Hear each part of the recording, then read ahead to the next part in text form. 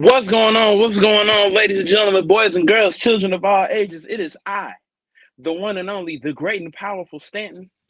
Let me not say that. I don't want any rips from the Wizard of Oz. But look, it is the last Wednesday of the month, so you know what time it is. It's time for y'all to come on down to the basement, to that room that you got somewhere located in the house. It's time for you to go ahead and enter into the man cave.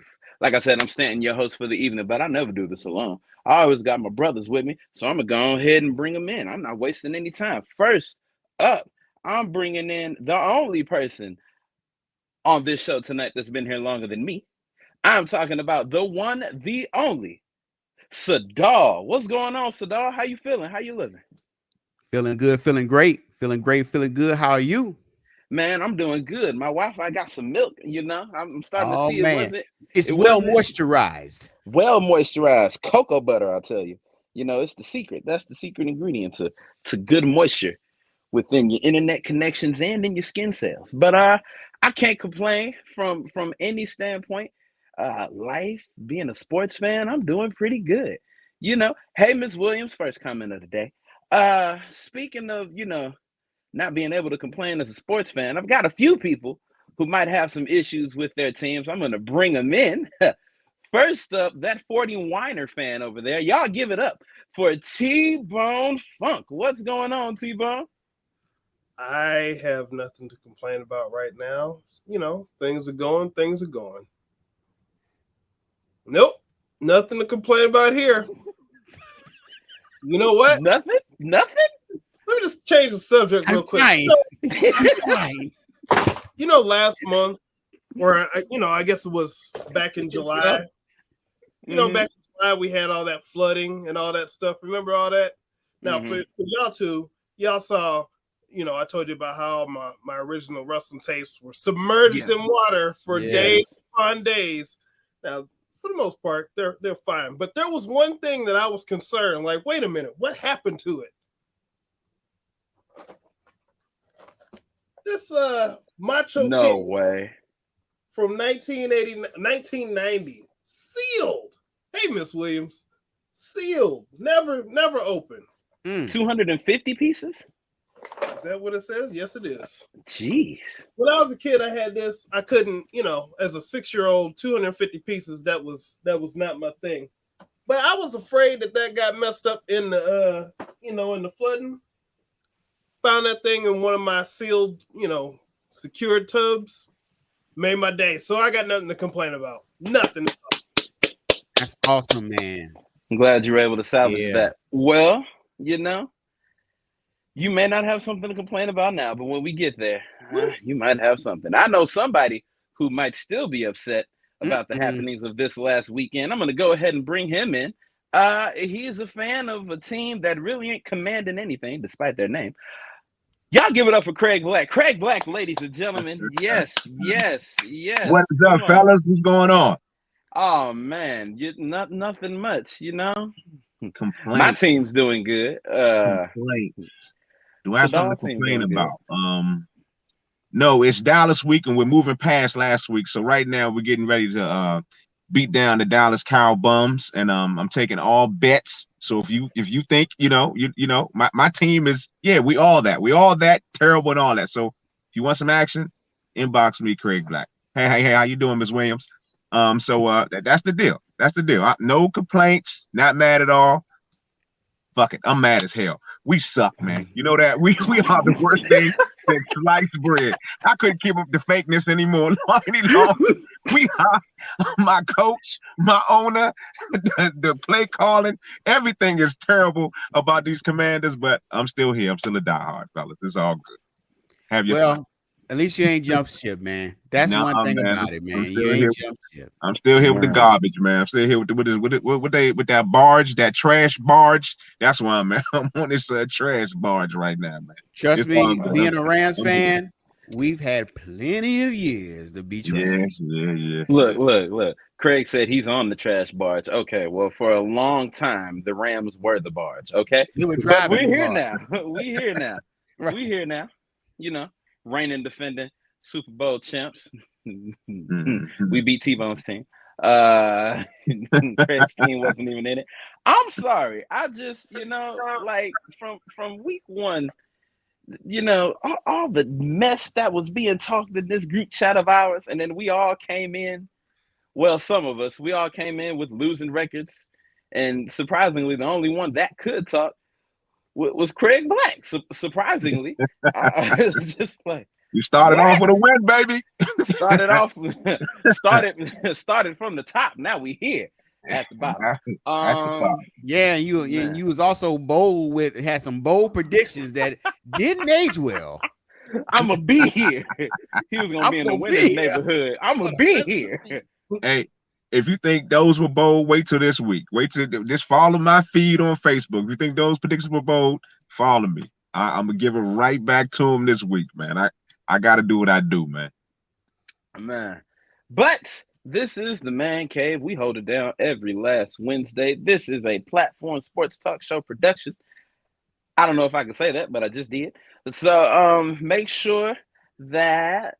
Wait, no, T-Bone, you take this. Some may say it's a smooth production. Ooh.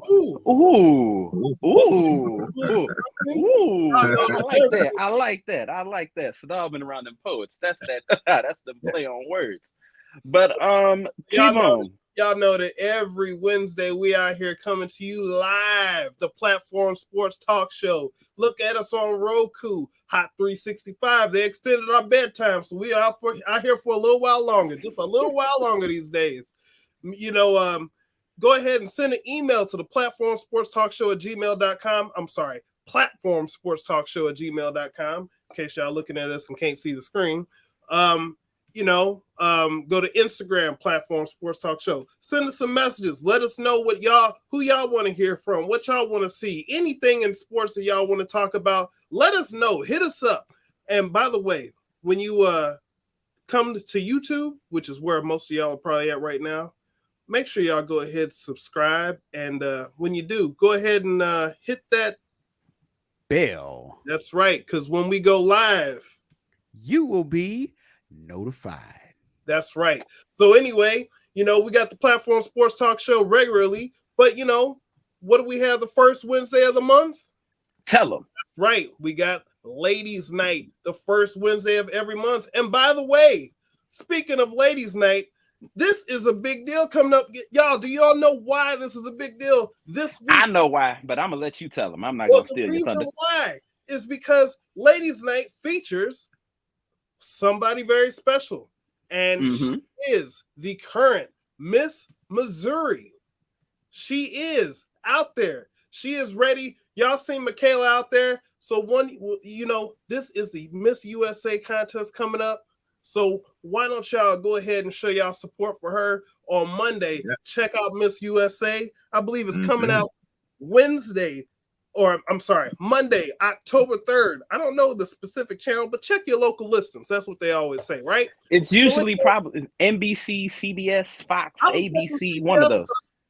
I wasn't 100% sure. I'm trying to pull it up here, but wasn't ready. But anyway, that's the first Wednesday of the month is Ladies Night. And by the way, the last Wednesday of the month, here we are right here, fellas. It's the Man Cave. And there we are, Hot 365. We got Hot 365 Radio. We talked about that. Our bedtime's been extended. I believe we're here until at least 9:30 if we stay up that long.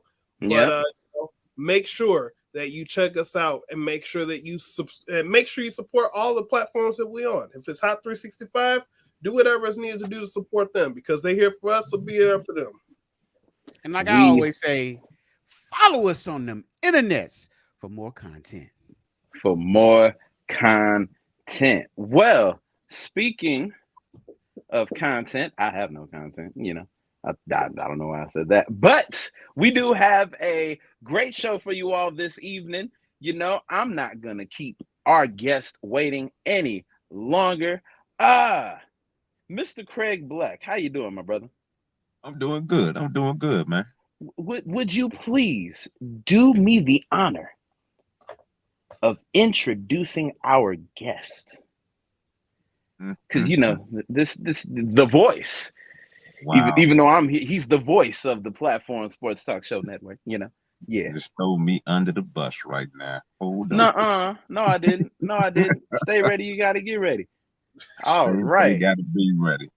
All right, here we go. So it's on me. Okay. Ladies and gentlemen. Yes, go right ahead, sir. Do your thing. I don't want to take this Ladies away and from you. gentlemen. Do your thing, man.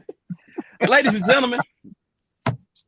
I was trying not to be that person, but I'm going to be that person. This guest is great, not because of his extensive resume, which we will get into very soon, not because he is a product of this great city, but it is solely because he has the greatest first name in the history of first names. All right? All right? Yeah, I'm being a little biased. I don't care.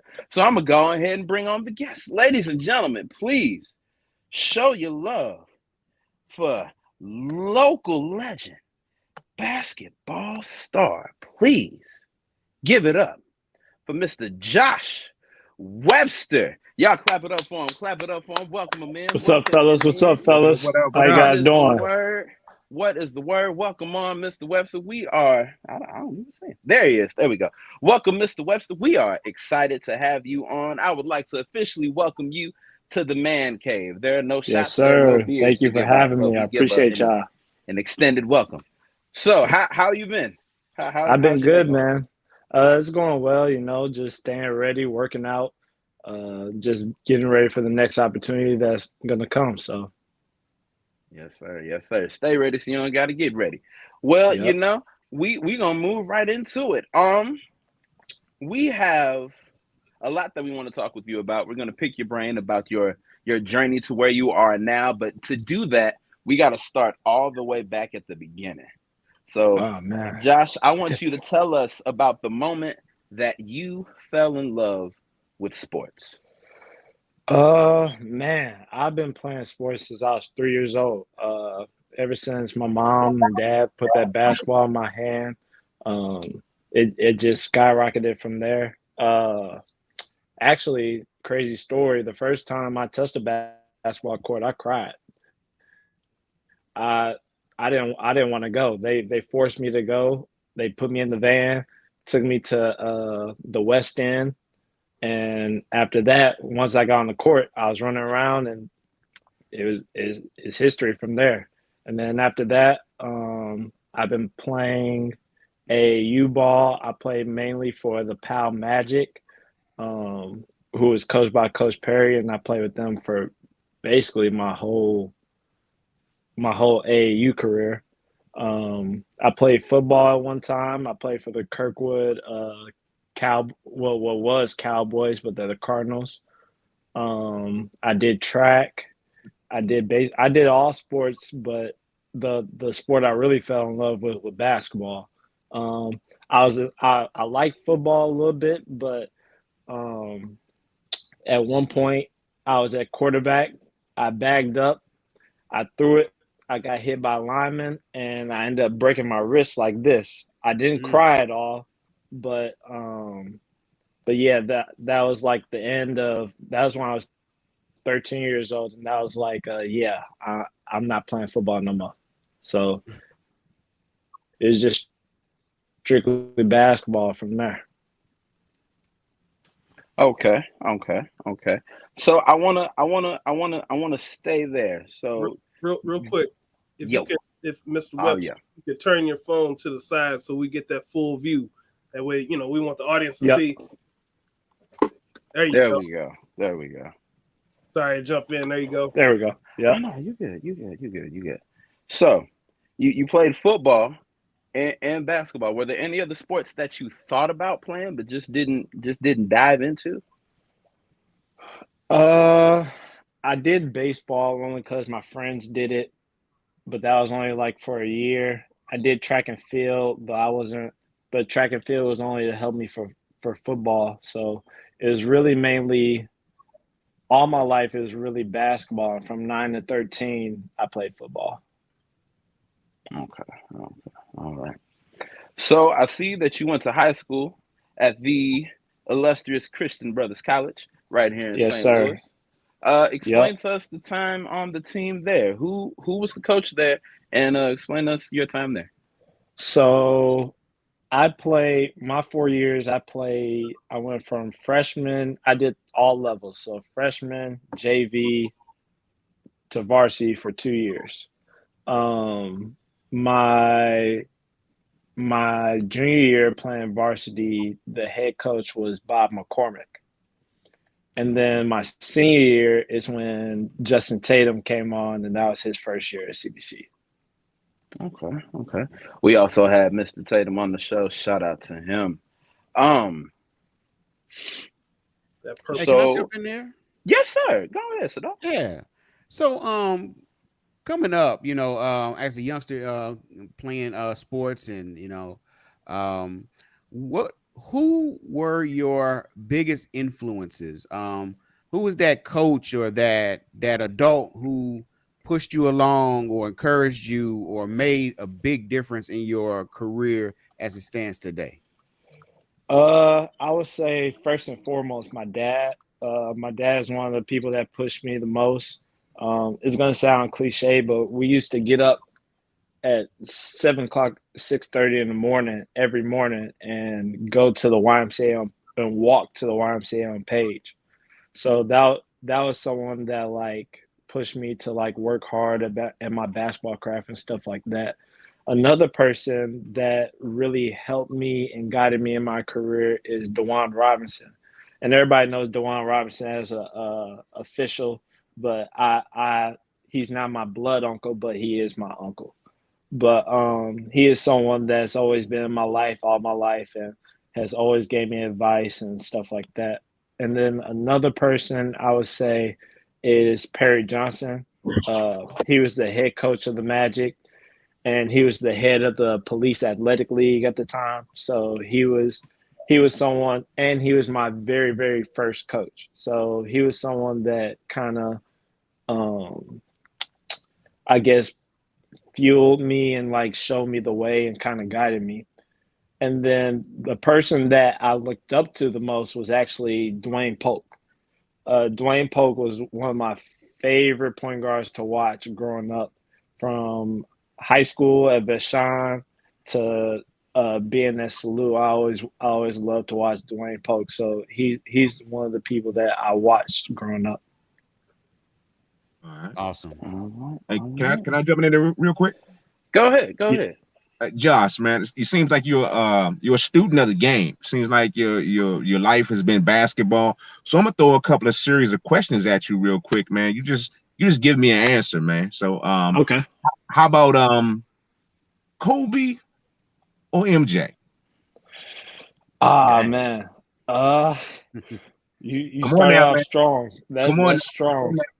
come on now. I say I had to go with Mike. I believe Kobe is a product of Mike, and without Mike, there's no Kobe. Okay. Magic or Bird? Magic.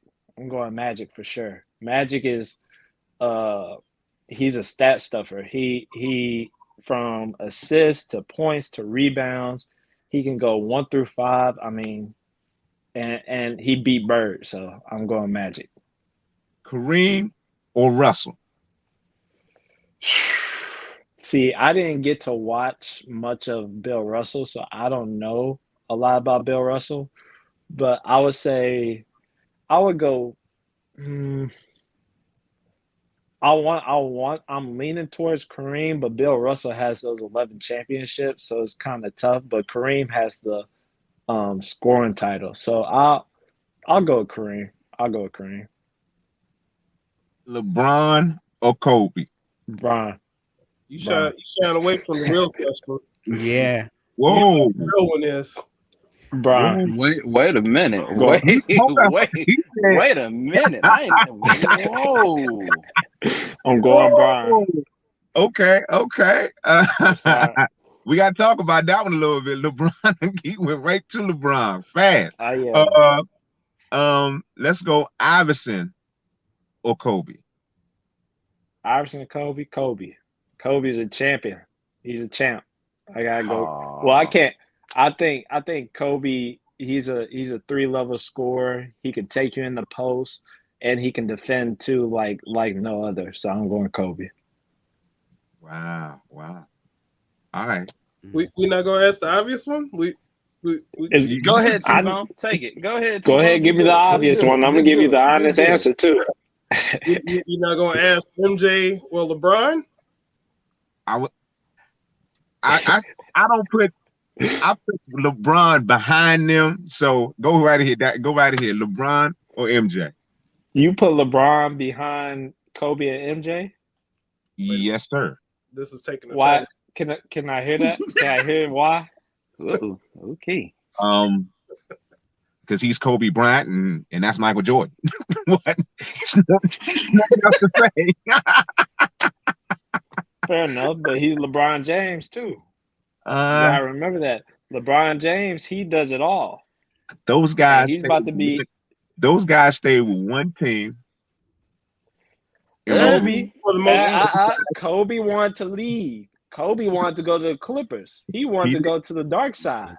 He wanted to go to the Bulls too, but we're not gonna talk about that. I don't feel like getting emotional today. So you want so who you got? MJ or LeBron? Me personally, I got Bron. What? Me personally. Only because I believe if I'm looking at from a individual player aspect, and I'm going all around player, I'm going Bron. All around. Okay. Who's a better competitor and winner? Obviously, Mike. He won 6 on a championship. He's the better competitor, but at the end of the day, better all-around player when you take down the championships. Let me ask you this last question. When we always go through this, who's the best, who's the greatest, does championships really mean a lot? Because some players had better role players. Some superstars have better role players than other guys. Yeah, you can say that. So does it always do we always got to turn to the ring thing? Is that a big part of the argument?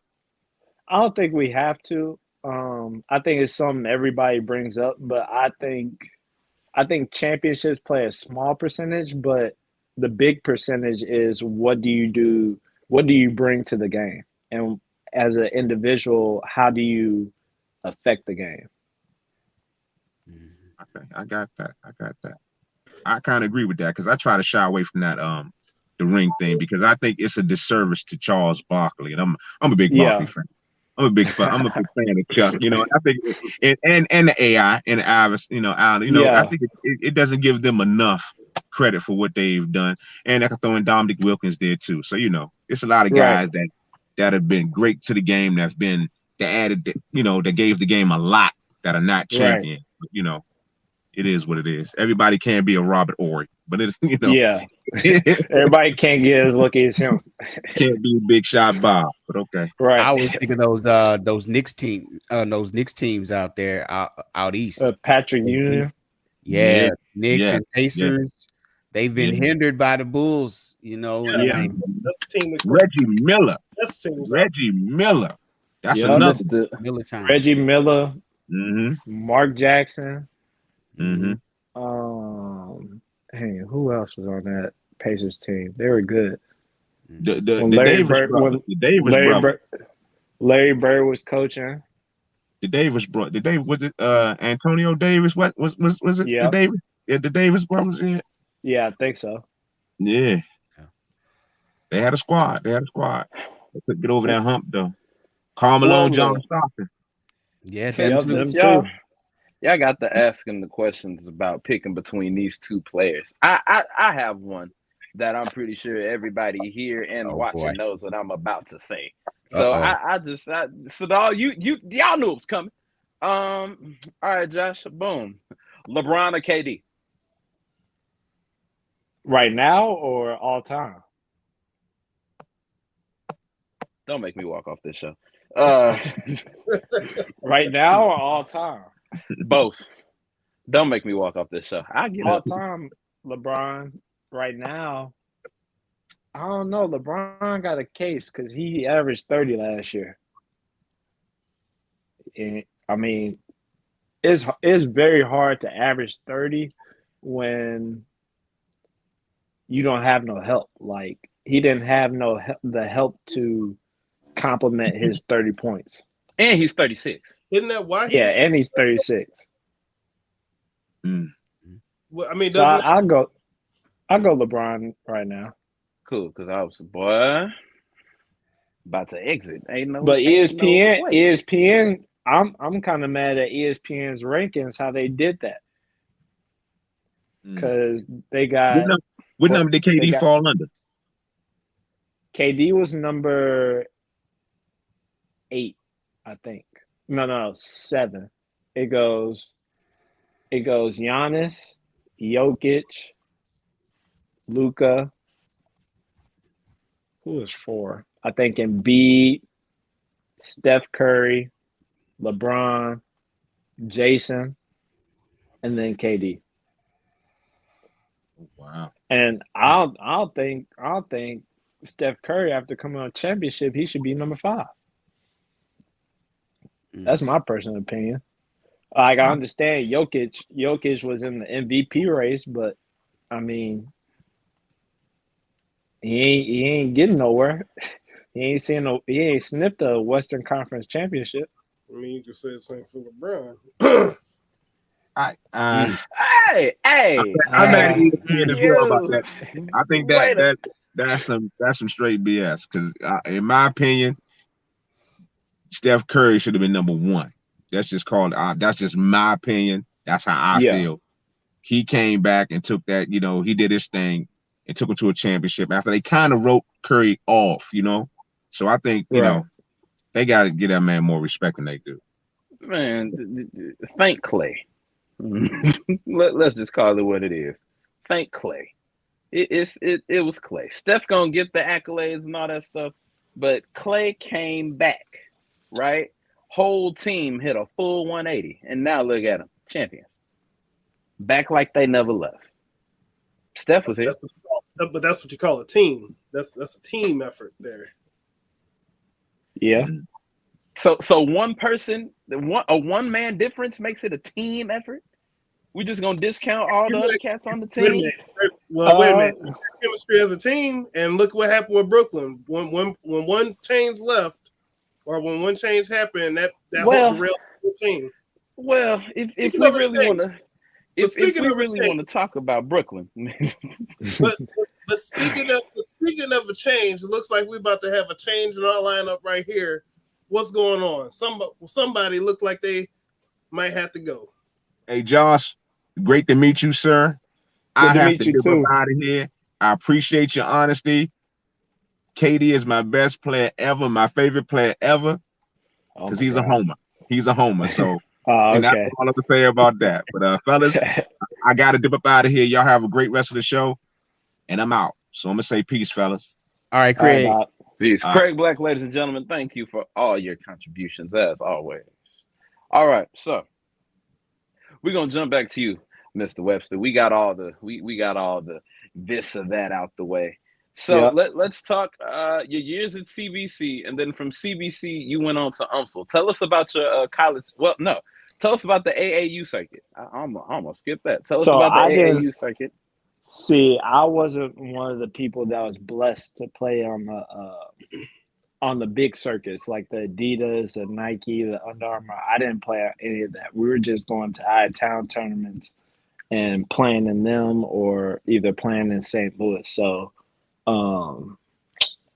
that's first off, and then I can talk a bit about high school because that's kind of where I started. So when I was a junior in high school, I did not play like at all. Like I could say I play a little bit, like nah, I didn't play like not a minute. So next year, Coach Tatum gets the job. He's rapping with me. I'm thinking like, man, I don't know if basketball is for me. Da da da. He's like, Josh, I need you. Like, come on, like, come out. You'll be fine. So I ended up playing, and then after that, like, just the way Coach Tatum kind of molded me to being like a dog, like he basically changed my, I don't know how to say it, like my basketball aura. Like he really turned me into that dog mentality that I have now. So I have to thank him for that, because without him, I wouldn't be the player I am today. So I'm going into my senior year with no offers at all, nobody looking to me or nothing. And so playing with CBC, we have, I want to say, five Division Ones. We had Jordan Barnes, Christian Willis, Jordan Barnett. Who else was D1 on that team? Armand Watts. He was football though. Trying to think who else was on that team. And then I'm sorry for if I missed anybody else, but we had a lot of D1 players on the team where they're getting D1 looks. I was kind of I was the role guy on the team. I was the sixth man that came in and brought the energy and would turn the game up. Then once I came in the game, I didn't come out the game. So we ended up making a run to state, and we ended up winning state. After we won state, then I got that offer from UMSL, and immediately once I got that offer from UMSL, then I signed from there because I didn't have anything else. That was my only offer. So the state championship kind of continued my career because you know, in the basketball world they like winners. So yeah, so once I got to UMSL, I redshirted. After I redshirted out, I was working extremely hard. I don't know if you guys know Chico Jones. Chico Jones is a legend at UMSL that really helped me out as well. And me and him was getting up at 6 a.m. every morning and lifting, and then I go to class, lift again, go to practice. So I was doing double the work during my redshirt season just to get prepared for the next season. So after that season passed, my redshirt season passed, I did really well. I think I'm not sure what I averaged, but I did pretty good as a freshman. I think I was averaging like 13 points per game or something like that as a freshman. Ended up being on the all defensive team. And then after that, I kind of started seeing things like, hey, like you can do this. Like you can be a pro. So that's when I kind of realized like I can really be a pro if I keep at it. So one time I was working a SLU camp, St. Louis University camp, and some of the guys were playing after school, or not after school, after we were working a camp. And some of the guys were playing at the camp, and they asked me, do I want to play? I was like, yeah. So I ended up playing, and I mean, not to be cocky or anything, but like I was like killing them. Like it got like really dark.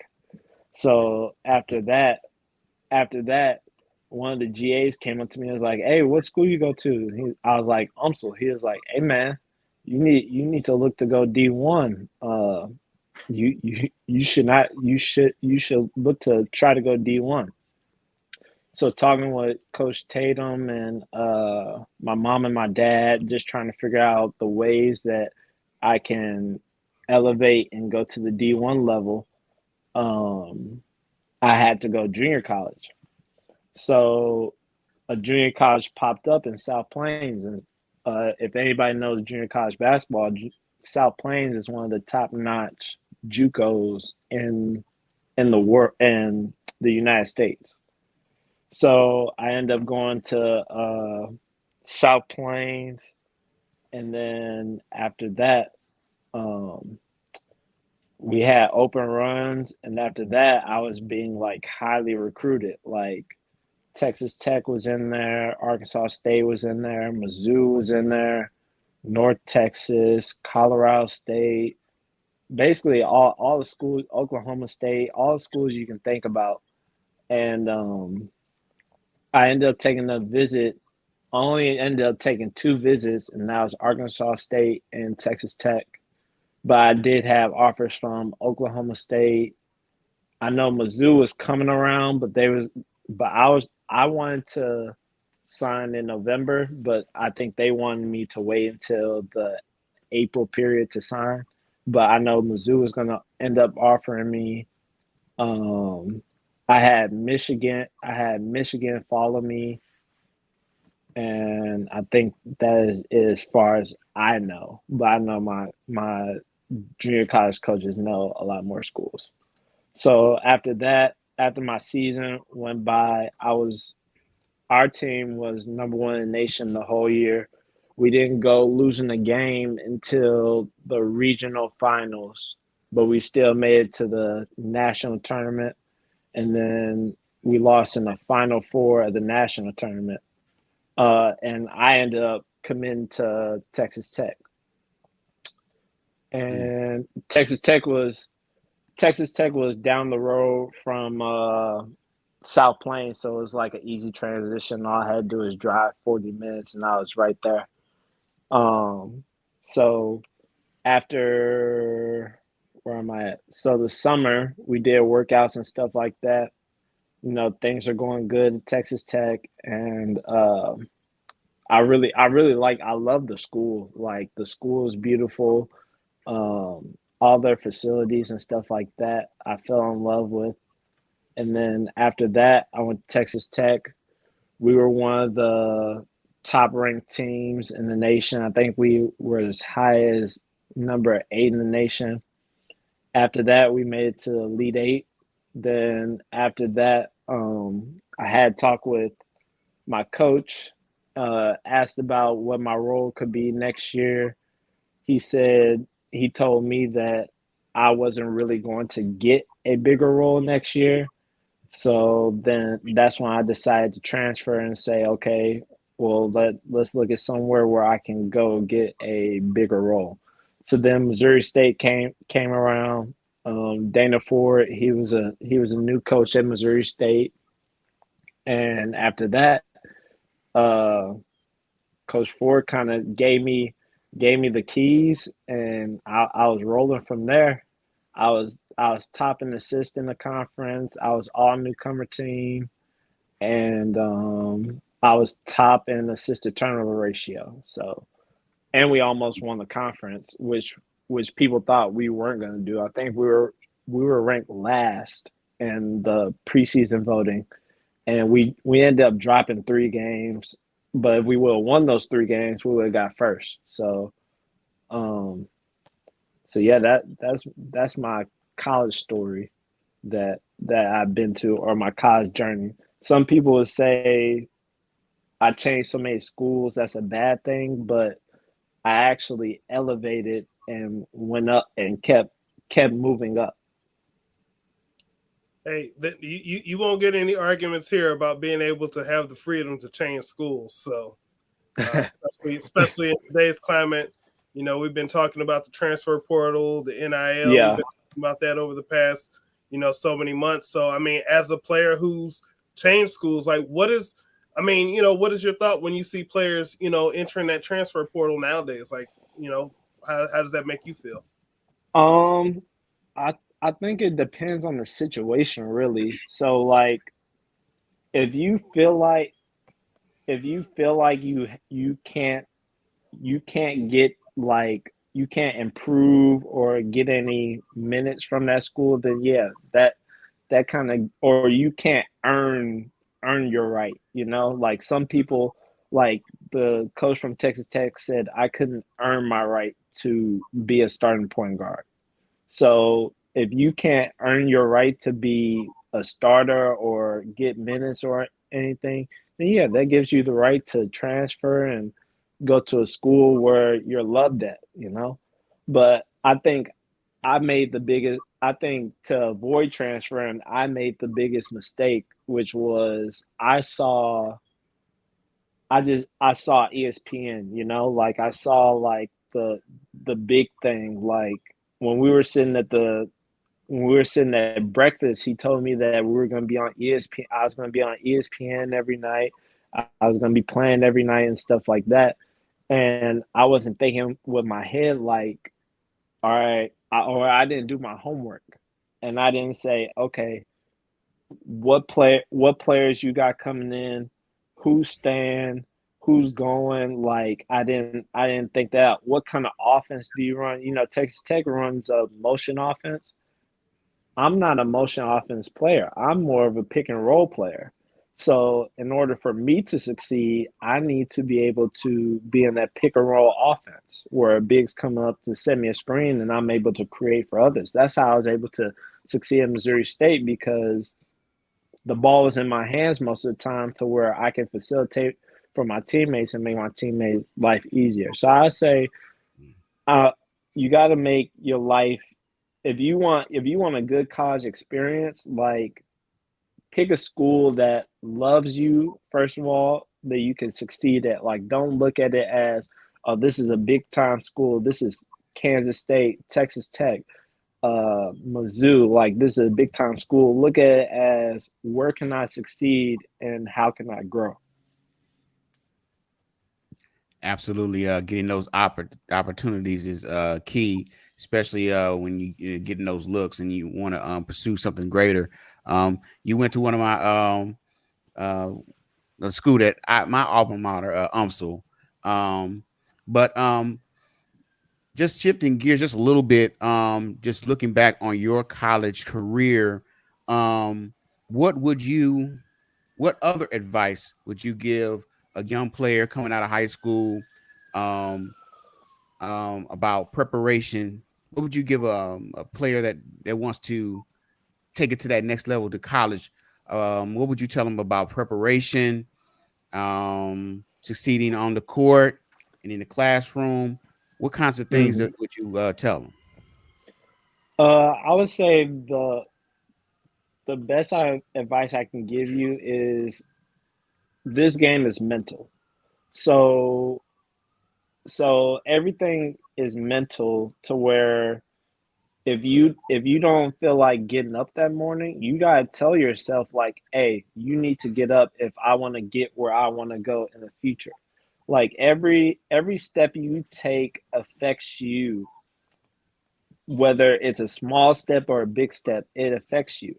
So for say, like, you need to use all the resources. So if you got a nutritionist, you need to use that, because you need to have the weight to be able to have an advantage against other players. Or if you have a weight room, use it. Like, you can use all these resources. Like at Texas Tech, we had rebounders like no other. Like, you had two rebounders all the time, whenever you want it. Like, you had someone to rebound you for sure.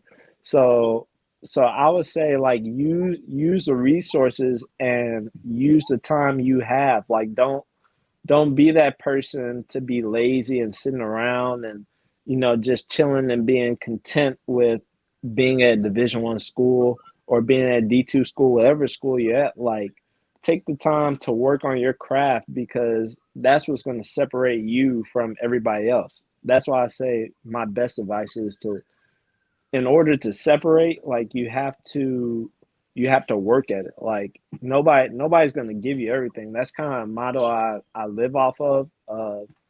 Um, Everything earned, nothing given. Like, I've in my whole entire life, I've never been given anything. Like, nobody has ever handed me anything. I always had to go get something. So, and it depends on basketball or in life, whatever you want to do. Like, you got to go get what you want. Like, it sounds cliche, but it's true. Like, you have to go after what you want, but you got to do what you got to do to get what you want. Facts. All right. Hey, man, this has been a great interview so far. I want to thank you for taking time out of your night to chat with us about your passion, your drive for sports. Real quick before I move on to my next question, you mentioned Chico Jones as someone who was, waking you up, getting you in the gym early. getting your conditioning in workouts and all that. Is there any other players or coaches along the way that you haven't mentioned that helped instill the values that you carry now as you continue or as you were playing the sport that, instill those values to elevate your game? As I continue to play, I say Justin Tatum has been in my life a lot. He has been in my life since I left high school. Ever since I've left high school, he has always been in my life to help me improve, or if I ever need a resource, like he has been able to help me. I'll say another person is Larry Hughes.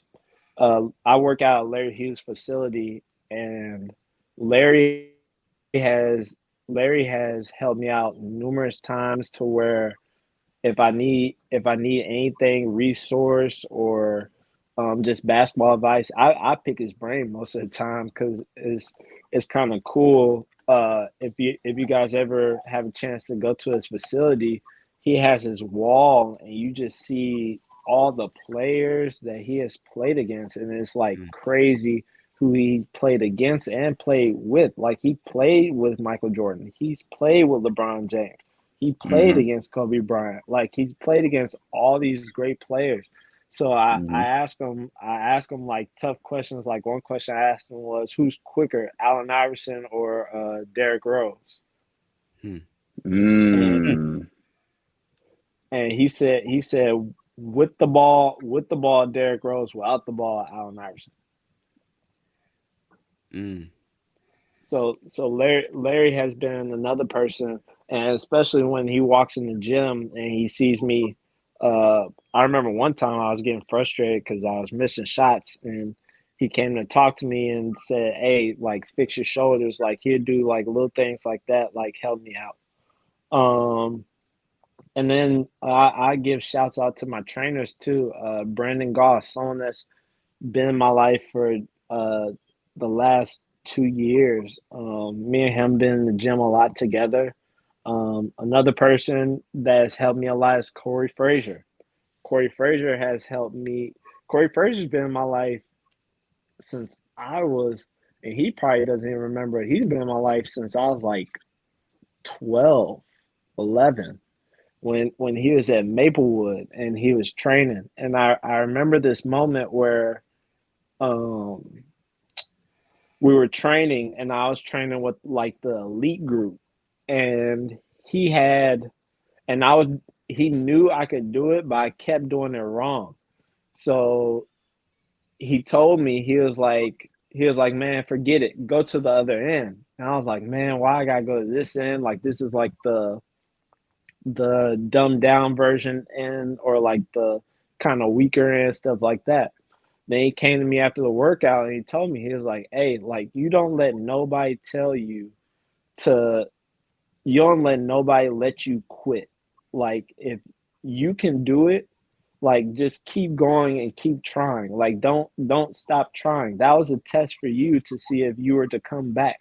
I know you can do what we were learning. I don't know what we were learning, but I know you can do what we were learning, but you got to understand, like you got it's your decision whether you want to approach it a certain way or just give up and say, all right, I can't do it, I'll just move on."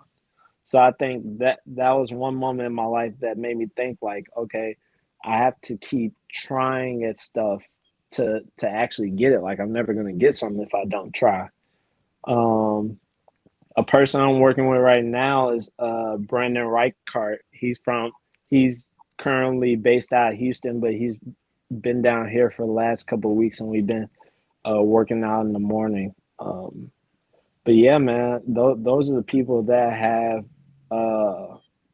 helped me throughout my pro career. That has kind of pushed me to be the player I am right now. Okay. And real quick, I know that you'll have to go soon, so I just want to touch on your G League tryout and your time in the TBL, and if you could explain what the TBL is. Okay, so the TBL is I'll go with G League first because that came first. So right after my senior season in Missouri State, I was training to play in the G League. I think that when I was a little kid and I wrote something on a piece of paper, I wrote that I want to be an NBA player. So that's why I've been chasing this to eventually become an NBA player. So I went to the Austin Spurs tryout and I did very well. And then I was in the gym and I got a call saying you made the tryout, and you'll be going to training camp, stuff like that. So I was like, okay, cool. And I actually signed a G League contract and stuff like that. So then once like the weeks trickled down or whatever, and it's getting close to training camp, I was wondering, I was like, are they gonna get like my plane ticket or do I gotta fly myself down? Like how does this work? So then after that, after a couple weeks, I got a call and they said, hey, we're waiving you. Before I even got started, there's like, we're waiving you. We have one of our players come in from overseas that we didn't expect to come in, stuff like that. So I kind of got hit with that. And then after that, right after that, I was thinking about going to Germany, but then COVID hit, right? Basketball kind of stopped and it kind of put my career on hold. So then after that, I needed something to create film with and stuff like that. So someone told me about the TBL League. The TBL League is a professional league in the United States that's been growing. I think they have like over 40 something team. They basically have a team in every city in the United States. And so I played in that for a year. I played for the Dayton Flight. So I was in Ohio for like 3-4 months. And then I did really, really well. I think I averaged like 15 or 17 a game, something like that. I got what I needed, which was film. And then after I got the film, my agent at the time told me about a tryout in Los Angeles, and that was going to be for the current team I play for now, which is the Tijuana Zonkies. And so I went down to the tryout, and the head coach is Henry Bibby. Mike, you would know him as Mike Bibby's dad, but as I talk with him more and kind of like learn more about him, he's actually like a legend. Like he's played in big time games. He played with Julius Erving, Walt Frazier, like a whole bunch of legends. He played against Magic Johnson in the finals. So he's Henry Bibby has been through a lot. So I went to the tryout. I made the tryout. I went to training camp and then and then the rest was history. I played with the Tijuana Zonkies the whole season. Did really well. So that's kind of how my pro career has started so far. Wow, yeah, it's just like a nomad's journey, just through basketball, man. And tell us a little bit about playing overseas. What is your experience like playing in a different country, and just that whole experience? Well, what's crazy is, and I didn't know this either when I heard about Tijuana, but when you look it up on the map, it's right next to San Diego. Like we live in hotels, and I take a $3 Uber for a 10-minute ride to the border, and I cross the border. I'm in San Diego, so I wouldn't. It's definitely different. Being overseas, the culture is different. Obviously, the food, everything is different. even though we're like literally 2 steps from San Diego, but I say like the culture's different, the food's different. I everything is different. I enjoyed it. I loved it. The fans are spectacular. You know, it was crowded every game. I loved it. I love being in Tijuana. It was very easy for me because I was able to go if I ever need anything or if I ever wanted some American food. I was able to go from Tijuana to San Diego. So I'll say for me personally, I would say I wasn't overseas, but I was overseas. And then just from like a competitive aspect, like overseas taught me that you got to show up. Like you got to bring your A game every day. If you don't bring your A game, if you don't bring good character, if you're not a good teammate, like they're just gonna get rid of you. Like it's cutthroat. Like they're just gonna get rid of you. And like this past season, we probably got rid of 16 people and Wow. replaced 16 people in a 4 month span. Wow. So in a 30 game season. So yeah, I was the only one from training camp to make it all the way to the end, to make it through the season. Man, we So talk. so Sorry. overseas is definitely cutthroat. Like they don't care if you where you're from, who you know. Like if you not take care of business, if you not doing what you're supposed to do, they will get rid of you in a heartbeat. Wow, man, that's turnover for you. Yeah. You talk about the Los Angeles Rams making moves. Yeah. No, we don't. We don't talk about that. Yes, we do. Yes, we do. Yes, we do. We don't talk about your 49ers. T-Bone, your Anyway, day is coming. it's Your cool. day's His coming. day is coming Monday. That's the day that's coming. Because I don't know what Monday. you're talking about. Monday night, I'm watching Miss USA. What y'all doing? That's understandable. That's That's right. understandable. We're watching Miss USA because ladies Night's Own is going to be on there. So hey, look, we got to support our own, and there's a football game on that night too. Yeah. Yeah, he can't bear to watch. I like how you saying, yeah. Isn't it his team playing? I Who's never the thought home he. team? Hey, who's the home team?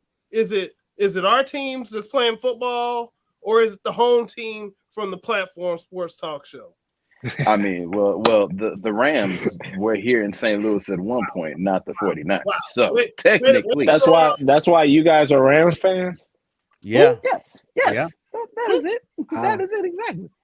I Well, can't back two away out of from a three is team that I've good. been a fan of for over 25 years. I was personally upset they left. Me too. I'm still mad. I don't hold it against the team. I hold it against the owner, though.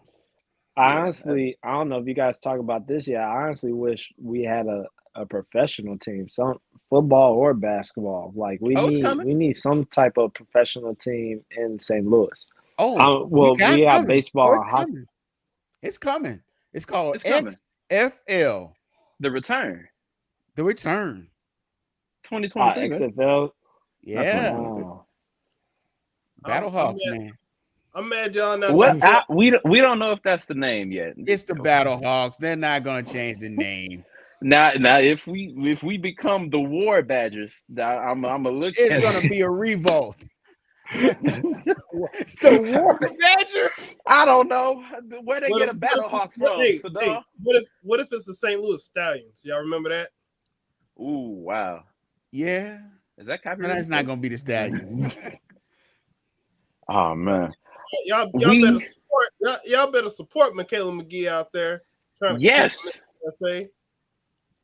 Yes, and then we also have the soccer team coming too. Don't forget about the St. Louis I forgot about the soccer team. The stadium looks beautiful. Oh yeah. From pictures. It's coming together. Actually, I drive it on my way to work every day. It's coming together. I'll see it when I go to a game. It's real nice. Okay. We're gonna keep this thing. We're gonna keep this train rolling. We appreciate Josh Webster for being our guest. He's gonna stick with us for a little while longer. You know, I was trying to rush him off. Excuse me, my bad. So we gonna, I said his bedtime was extended too. Just like all of y'all listening on Hot 365. See what I'm saying there? There you go. Check us out.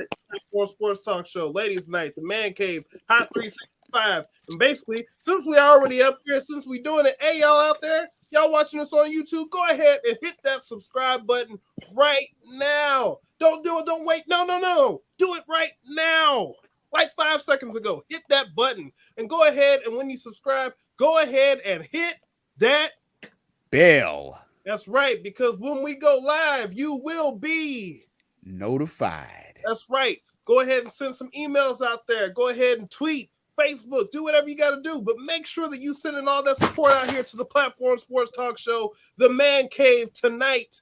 And let's go ahead and get back to business. But before we get back to business, since y'all want to kind of put it down and not even really think about it, we got the Ladies Night. Don't forget Ladies Night, the first Wednesday of the month. And this Monday, featuring this Monday from Ladies Night, we got Michaela McGee out there, Miss USA, potentially, hopefully. Hey, she could be a part of the Platform Sports Talk Show, overall package here. But on Ladies Night, support her. Y'all hear every first Wednesday of the month. Go and support that girl. She is going to win Miss USA, just like the 49ers are going to beat the Rams. That's right.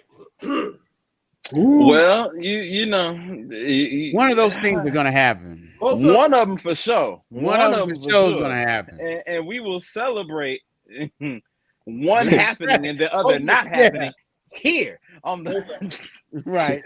Man. But look, since we've got Josh here on the show and he's going to stick around with us, I say we get into these topics. Y'all ready to get into these topics? Let's do it. Yes, sir. Man, I think it's so befitting that the first topic we get into is within the world of basketball, but not really, but kinda, but not really, but kinda.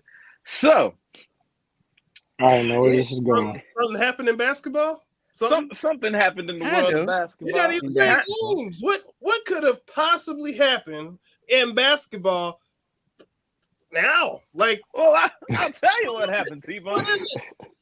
Boston Celtics head coach Ime Udoka, who should be called Ime Dumbass, right? Anywho, so this brother, I don't know if you all know him for his basketball endeavors or the fact that he was engaged to the one and only Miss Nia Long, right? I say was, not knowing if it's been called off or not, but what I do know is that Mr. Udoka here was caught up in a nice little scandal between himself and a female member of the Boston Celtics organization. What did she do exactly? She was a travel coordinator, so much so that she coordinated all travels for Miss Nia Long, including the move to Boston. So I just, and not to mention, she is the wife of the president of basketball operations for the Boston Celtics. So basically, you are cheating with the wife of your boss. Yeah, that happened. You dummy. It isn't even the part of who you cheated with. It's who you cheated on. You got to give him to Fred Sanford. You big dummy. Oh, man. Nia Long. Friday, Nia Long.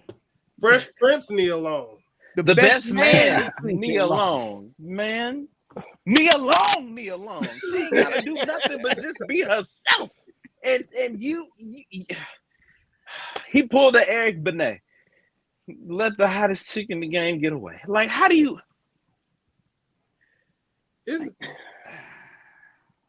I don't know, man. How? It's just how do you do this? I always subscribe to the old adage: you don't never dip your pen in the company ink. I'm glad you said pen. I thought that was going a different way. No, I didn't know where that was about to go. I am not. What? Thought that was I've said some wild things on this show. Yes, he has. We I mean, actually do a reel. Careful. When was the last time somebody dipped pens in ink? What this is, 1874? What are we doing here? The other day in England, King Charles, they had the pen and he dipped it. He dipped it. They still dip over there in Parliament. They still dip over there. They dip. They dip. They double dip. Udoka was dipping too. He was double dipping. Hey, now dipping. And the funny thing about this whole story is how they got caught. Anybody know how they got caught? Anybody know? Somebody told on them, right? There was somebody snitched, right? No. I mean, well, yeah, that part. But it's how the information was received. So the president of basketball operations for the Boston Celtics just so happened to be somewhere where he got a notification on his phone, or he saw it and heard it firsthand from his Ring camera, his loving wife, oh my God, having a conversation with Mr. Udoka. You got caught by the security system. The one thing that was supposed to keep you safe got you in trouble. The irony is just so beautiful, is it not? It's funny how life works. Wow. All I can say is you cheated on me alone.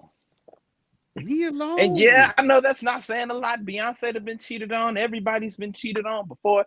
But it me alone. Me alone. She didn't do nothing to nobody.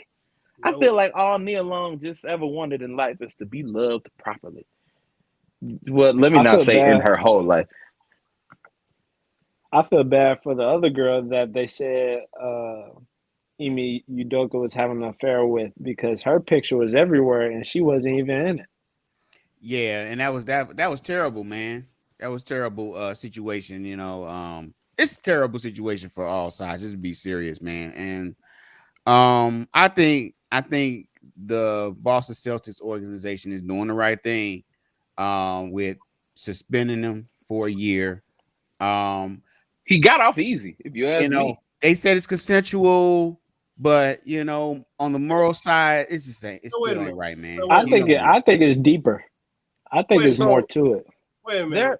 Wait a minute. Yeah. So I'm hearing parts of the story that I didn't hear before, because I had one thought before and now I have more questions. So wait a minute. This is the wife of the president of basketball the PBO operations for the Boston Celtics. Yes, the same team he works for. Let's make sure we're clarifying what we're saying here. This is the wife of the president of operations for the Boston Celtics. Mm-hmm. Yes. Mm-hmm. Why did he get suspended? Thank you. That's what I'm saying. He got off easy. Because no. I'm going the complete opposite way with that. Because what was the reason that was said why he got suspended? At first they were saying conduct detrimental. Because but we're talking about the fact that he had an improper relationship with an employee, correct? Right. But the employee is married to the president of basketball operations. Yes. Yeah. Wait a minute. Who? Because if you're talking about a power structure here, now wait a minute. We're talking about the head coach having a relationship with the wife who's married to the president of basketball operations. That power structure doesn't resonate. I see what you're getting at. Wow, I didn't even think of that. Because how did they get together? Did either some type of nepotism would have had to happen where she got hired on when he's there, or they met while they're working together. So I'm gonna say the latter and say that a lot of HR paperwork was filed.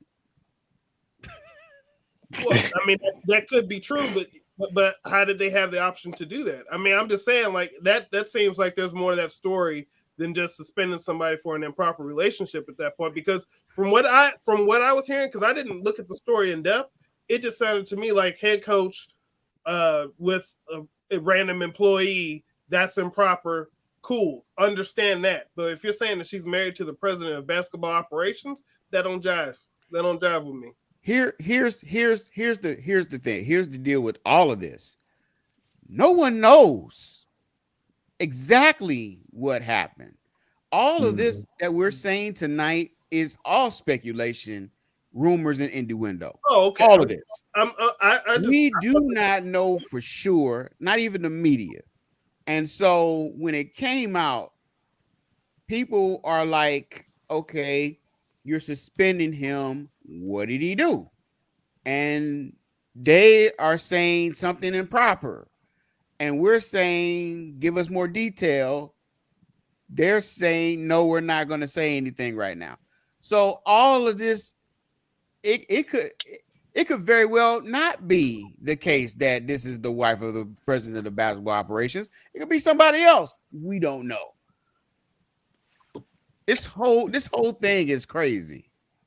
Even Matt Barnes was defending, I don't know how to pronounce his name, Ime Udoka, and he was defending him at first and was like, why is he being suspended for consensual sex?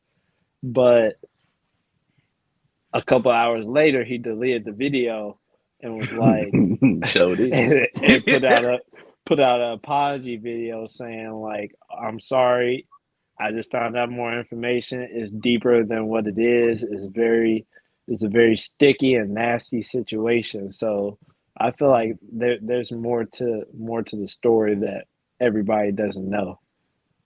Yeah, I think so, Josh, man. We just gotta wait and see, man. This is crazy. Yeah, I'm gonna need more information before I make a real opinion, because I've had two different thoughts based on different things that, from what I originally thought versus what was just said here. Like, I mean, Matt Barnes could be saying that if he found out who the person was. I mean, but again, because if there was something more to it, then I mean, let me rephrase it. If there was something that was improper, as in like, sexual conduct, that would probably lead more to a relieving somebody of duties more than anything, you would think. Yeah, and probably criminal. Yeah, because the NBA is a little bit better on stuff like that than the NFL. Or if she's pregnant. But again, I mean, this suspend. I don't know. We don't know. That's the thing. We just don't know. Yeah, we haven't, not a clue. We need to track this story. Let's track this story and see what happens as it goes on. So, as the world turns, and more importantly, as we continue to be your Wednesday night sports delight, trust and believe, you will receive updates on this Ime Udoka story. So we're gonna move it from basketball, because nothing else has really been happening. Oh, wait, no. The Redeem Team documentary on Netflix. Has anyone had an opportunity to watch it yet? No. It's on Netflix? Not yet. I thought it came out in October. Oh, so did. Yep. Yeah, Whoops. My bad. Catch that next week. Unless you got the hookup or something, Stanton. I shan't reveal my sources. No, I've seen a couple snippets of a scene where they're talking about they're about to play Spain, and Kobe said the first play of the game, I'm gonna run to Paul Gasol's chest, and he like, well, that's the clean version of what he said, right? And he ran to his chest first play. That's when they were teammates. And he was like, I don't care if you're on the other team. I don't care if we're on teammates. I'm here to win. So I saw that part. That part kind of got me excited to see the rest of it. When Kobe had to come back to the team to save what LeBron and all of them messed up the 4 years earlier. Yeah. Sure did. Yeah, that's pretty bad. Throw that out there. You know, I'm throwing that out. They ain't even win the silver. They won. I mean, bronze. to be fair, that was what was LeBron fresh in the league too? He wasn't doing a lot of. A couple years. He came in 03. That was 04. That was the summer of 04.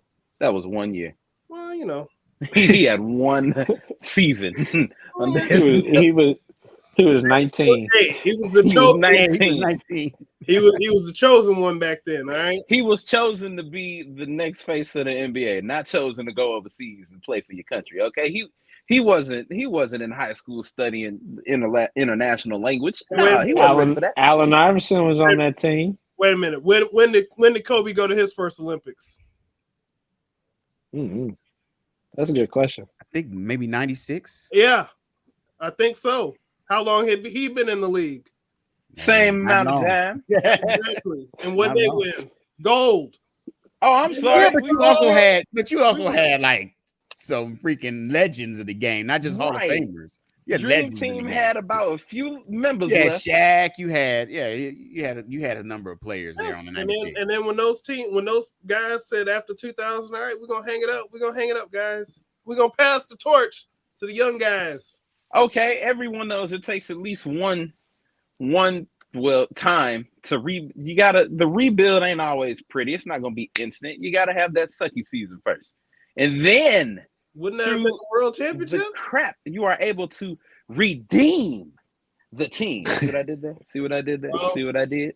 I guess we are redeeming the dream. The gold medal was how can we miss you if you never go away? So there we go. Yep. That's the story, and I'm sticking to it. All right. We're gonna slide over to football, more specifically Sadal's favorite type of football, which is played better in college. We're gonna talk about the college football rankings so far. Week 5, we are on those college rankings. I have them here in front of me on my handy dandy tablet. And I have them in front of me as well. So, all right. I'm going to start with number 25 for personal reasons. It's not because of the team. It's because of what's coming soon. Number 25, we have Kansas State. At number 24, we have Pitt. At number 23, we have Florida State. Go Noles. Number 22, we got Wake Forest. They need to wake up, I see. Number 21, 21. We have the Gophers of Minnesota. Go Gophers. Number 20, we got the Pig Suey Arkansas Razorbacks. At number 19, I have no clue what their mascot is. I don't even know what a Bingham Young is, but we've got BYU. Number 18, we got Oklahoma. At number 17, we've got Texas A&M. Number 16 is those Baylor Bears. At number 15, I believe they're the Huskies. I believe so. We've got Washington. Yep. At number 14, we got them running Rebels. Not the running Rebels. No, the old Rebels. One of the Rebels. Mississippi. They rebelling over there in Ole Miss. But at number 13, up 2 spots. Win the day, we've got the Oregon Ducks. Still my team. Never changed. That's why you got the odd Dang, numbers. if I would have saw what number 12 was, I would have done the even numbers. At number 12, Stanton does not know what their mascot is. But No. I've learned. I've since learned. I don't think you were here for me to explain it. I have since learned why they are called the Utes. The Ute is actually a Native American tribe in Utah. So, yeah, once I found that, I stopped talking mess about them. Look, because one thing you don't mess with is Native American burial grounds and Native American tribes. So my apologies to the Ute tribe. Yeah, definitely, especially college football. But it's played better in college. But at number 11, I know this mascot. I don't know what it is, but I know what it is, right? The Penn State Nittany Lions. Did I say that right? Or do you have to? Is it a hard T? Is it Nittany Lion, or is it just Nittany? All right. Okay. All right. At number 10, we have NC State. At number 9, we've got the Oklahoma State Cowboys. At number 8, we have those Tennessee Vols. And at number 7, we've got the University of Kentucky. At number 6, we got USC. At number 5, we got a 10.3 second 40-yard dash running Dabo Swinney with the University of Clemson. Wait, hold on. Did you all see him? Yeah, he looked like Super Mario with the hill? legs. You know what I'm saying? He got the... I was really scared. Like that's the run where where you get the running and you can't slow down or you can't try to stop immediately. So you just gotta and you just gotta let it run out. That's what he did. Man. Who we got at number 4, Sadar? Number 4, we got the Michigan Wolverines. At number 3, we have the Ohio State University Buckeyes. At number 2, Sweet Home Alabama.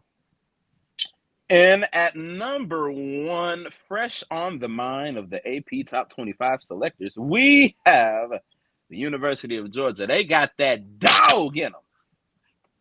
Reigning, defending national champions.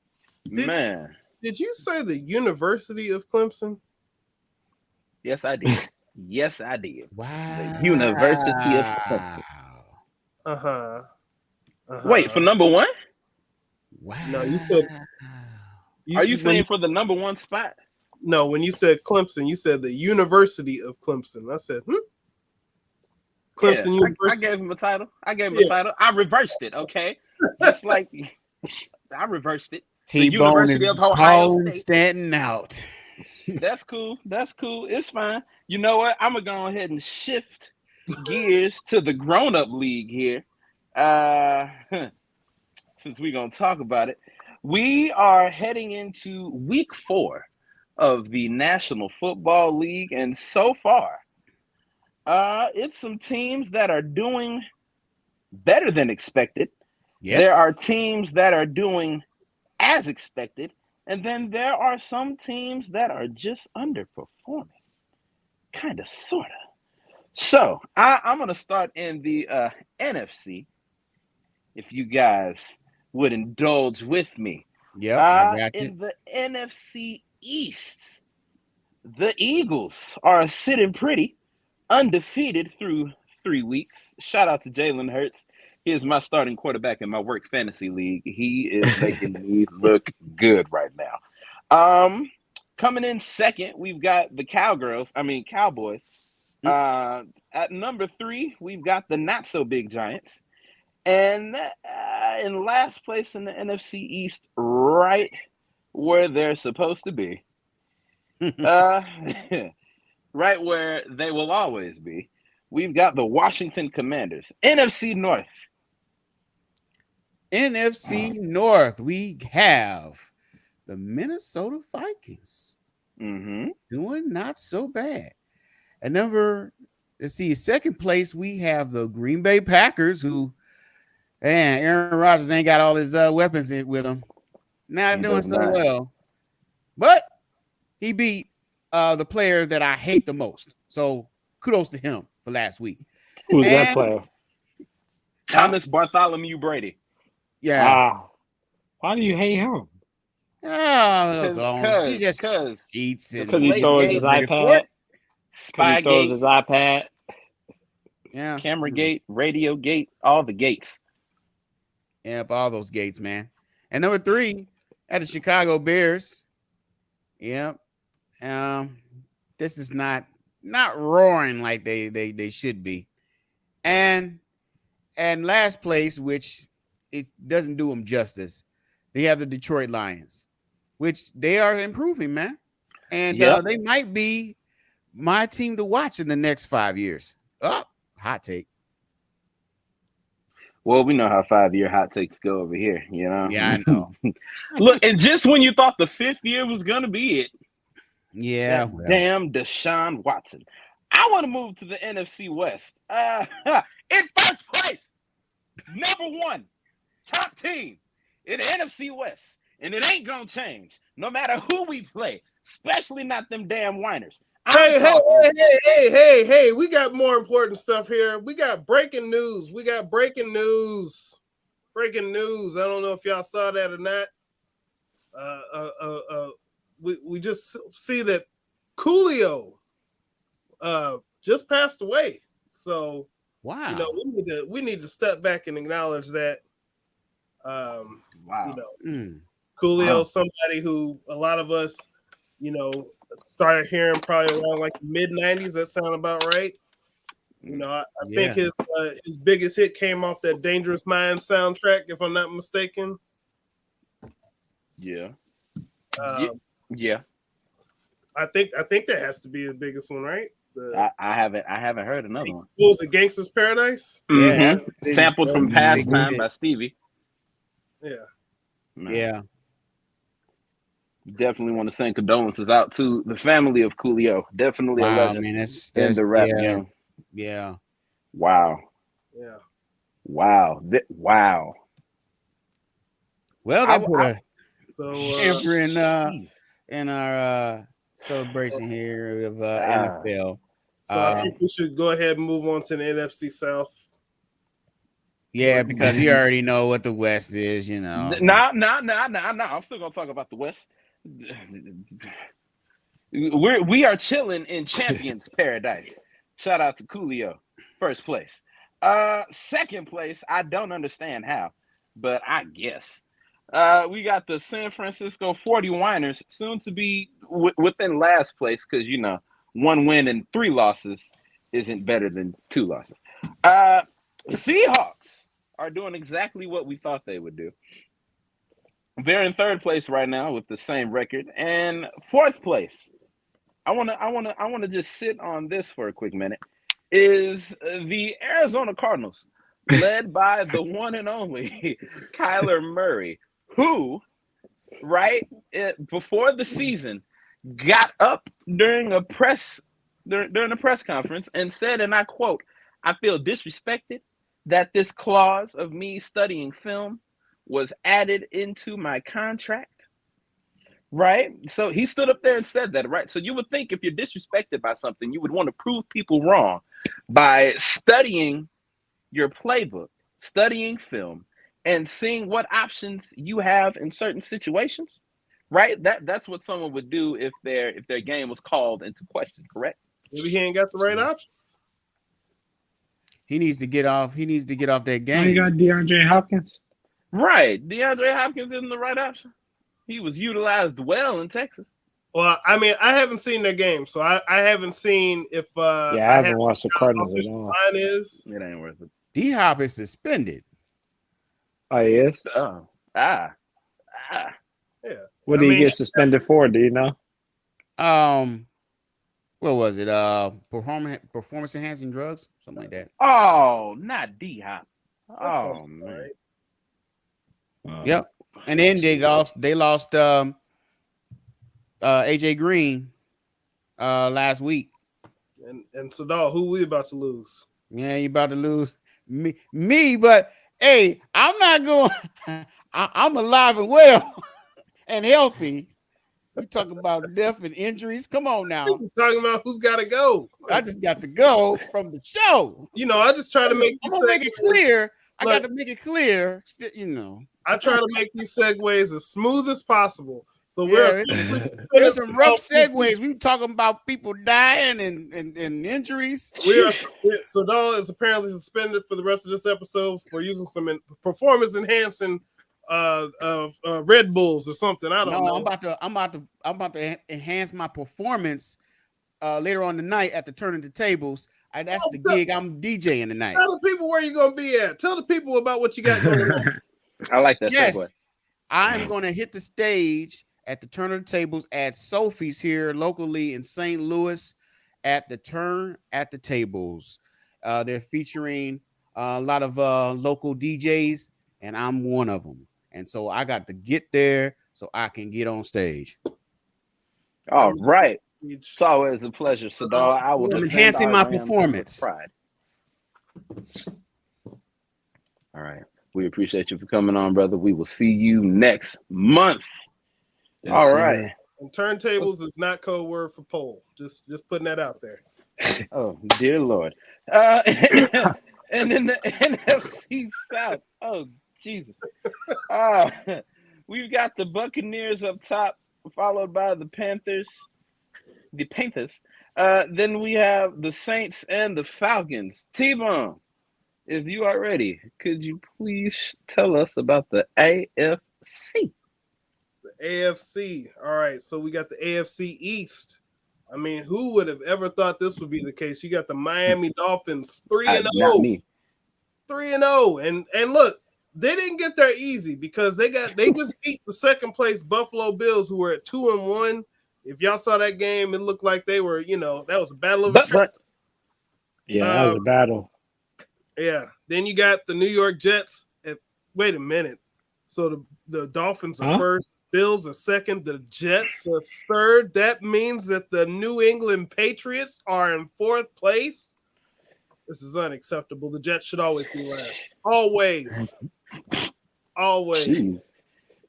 I mean, they got the same record, so, there we are. Anyway, so moving on to the AFC North. Again, who would expect this to be the case, that you have the Cleveland Browns sitting at the top spot at 2-1?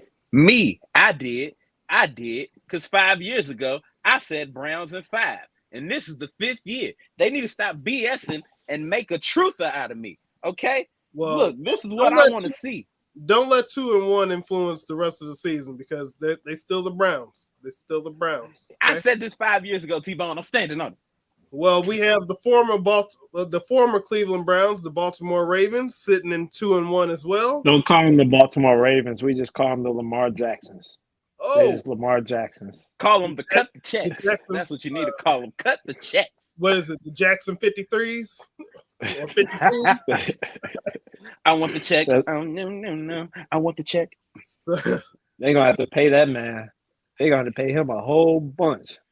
They say they're talking about tagging him at the beginning of the next season, which I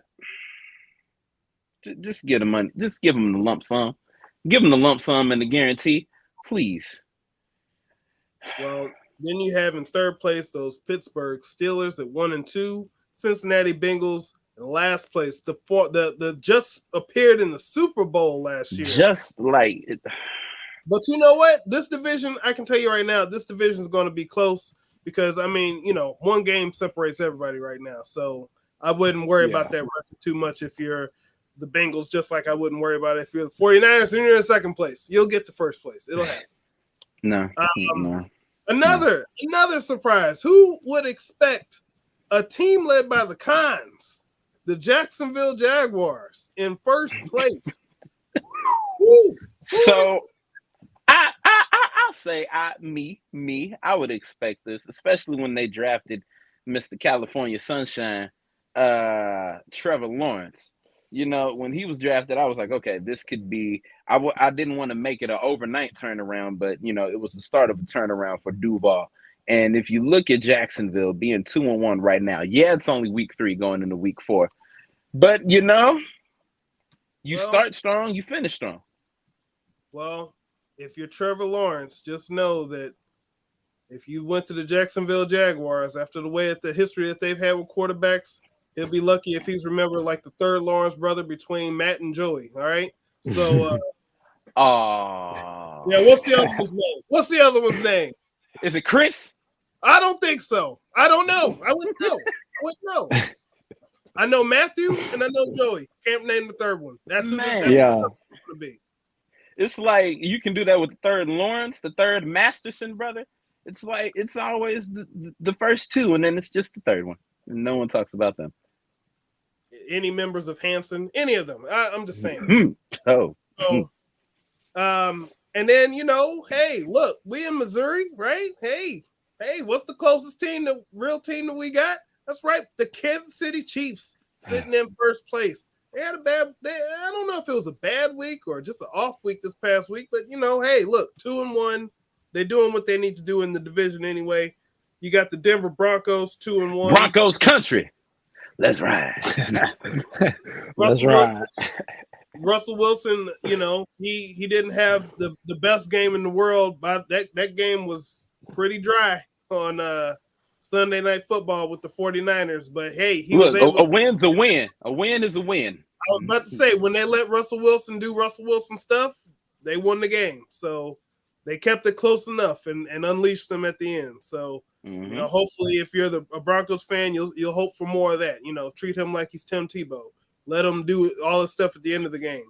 No, you got to treat him like John Elway. You got to appreciate him, like Peyton Manning in the last years. I don't think they got the team for that right now because nothing was working really for the most part. You want to know who does have a team for that, but is underperforming? It's the last two teams in the AFC West. Tebow, who are they? I mean, we got the Chargers. Does anybody expect the Chargers to do anything? No, didn't think so. Nah. And the Raiders. The Raiders, they're back to where they were 20 years ago. Yeah. No, get back, not 20, because they were in the Super Bowl 20 years ago. We're like 15 to 18 years ago. You know, when they were just like at the bottom and just there. They were a team in the NFL. Lucky to be there. I'm so happy to be here. That was them. And I believe that wraps up the AFC West or the AFC period. Yep. So those are the NFL standings. Speaking of the NFL, did you all hear that they are making the Longest Yard sequel? Oh, is it starring Nelly? No, Nelly will not be in this one. Is it? I know who's got to be the feature guy. It's got to be Michael Irvin, right? I mean, Michael Irvin? No. Okay. We're losing recipes. No. Adam Sandler and Chris Rock are coming. Well, Chris Rock got killed off, so Adam Sandler's coming back for the sequel. You know, because The Longest Yard. You know, everybody remembers the premise of that movie. You had a guy who did some things, and you know, got up and sent to prison. So who's playing? Longest Yard 2 will be starring famed Green Bay Packer quarterback and Hall of Famer, Mr. Brett Favre. Oh man. So let's talk about what Mr. Favre has done. Mr. Favre has been, and I quote, accused of using special access to the former Mississippi governor and other officials to influence roughly $8 million in welfare payments for himself, a pharmaceutical company called Prevacus, I'm probably pronouncing that wrong, don't care, and a volleyball court for the University of Southern Mississippi. Even and with all of this information being known, would you believe that Mr. Favre has not been charged or accused of anything? Anything? Would I believe it? Of course. Anything? Not a thing. Not a thing. So here's some of the facts. There was a nonprofit company called the Mississippi Community Education Center. They gave out between 2016 and 2018 $5 million to the University of Southern Mississippi, and that's where they paid for the new volleyball court. I've never known a volleyball court to cost $5 million. I don't know how much a court costs, period, but I don't think it's that much. And then he also was paid $1.1 million to promote a program called Families First. Now, I bet you're wondering, where did this money come from? Well, most of it came from a federal welfare grant program administered by the Mississippi Department of Human Services. And both of them have been charged and pled not guilty to embezzlement or fraud for the roles they played in that scheme. The pharmaceutical company we spoke about earlier, named Prevacus, they received $2.15 million in, quote, allegedly stolen funds from that scheme. And then somebody obtained some text messages. Isn't it funny how text messages always just seem to mess up something? So they offered to buy the head of the Mississippi Department of Human Services a Ford F-150 Raptor truck for whoever that was, to help Mr. Jake Van Lattingham. He is the founder of the pharmaceutical company Prevacus, and then Mr. Favre himself. So he was asking members of the group to pay $1 million debt that Brett owed the University of Mississippi because he promised them the volleyball court. So all of this stemmed from a broken promise? Did his mouth write a check that he could not cash? Is that what I'm hearing here? Isn't he rich? Wait, I was about to say could not or did not want to cash.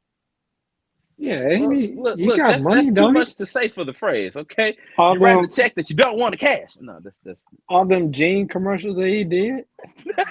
all the Wranglers jean commercials. What was the gold sleeve?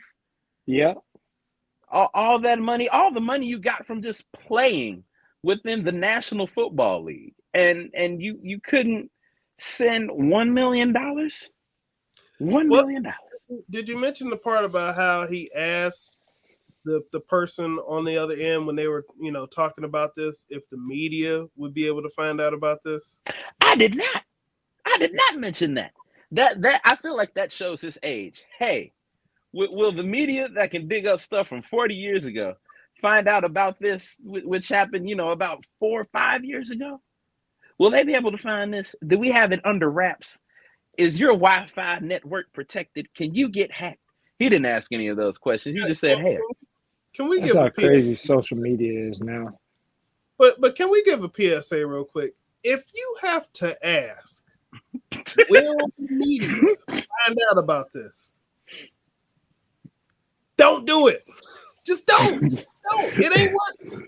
Because if you have to ask, that means that there's a chance. By the way, don't do it anyway. But the sheer thought that he knew there was a 0.001% chance that this could come out should tell you don't do it. It's also telling that he's worried about the media and his image finding out. This fool wasn't worried about going to jail.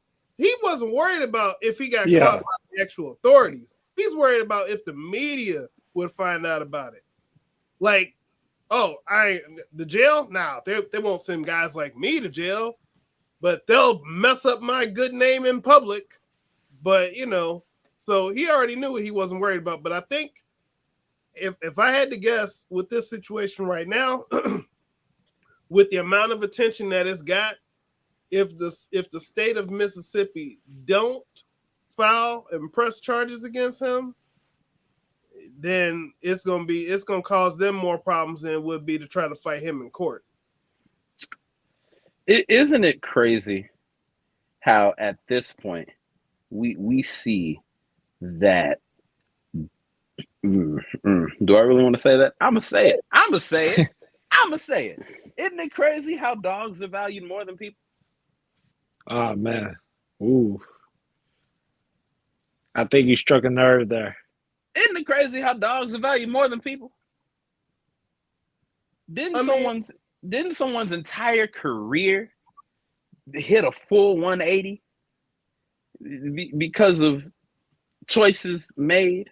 Right now, granted, this is post his NFL career, but the impact is much larger than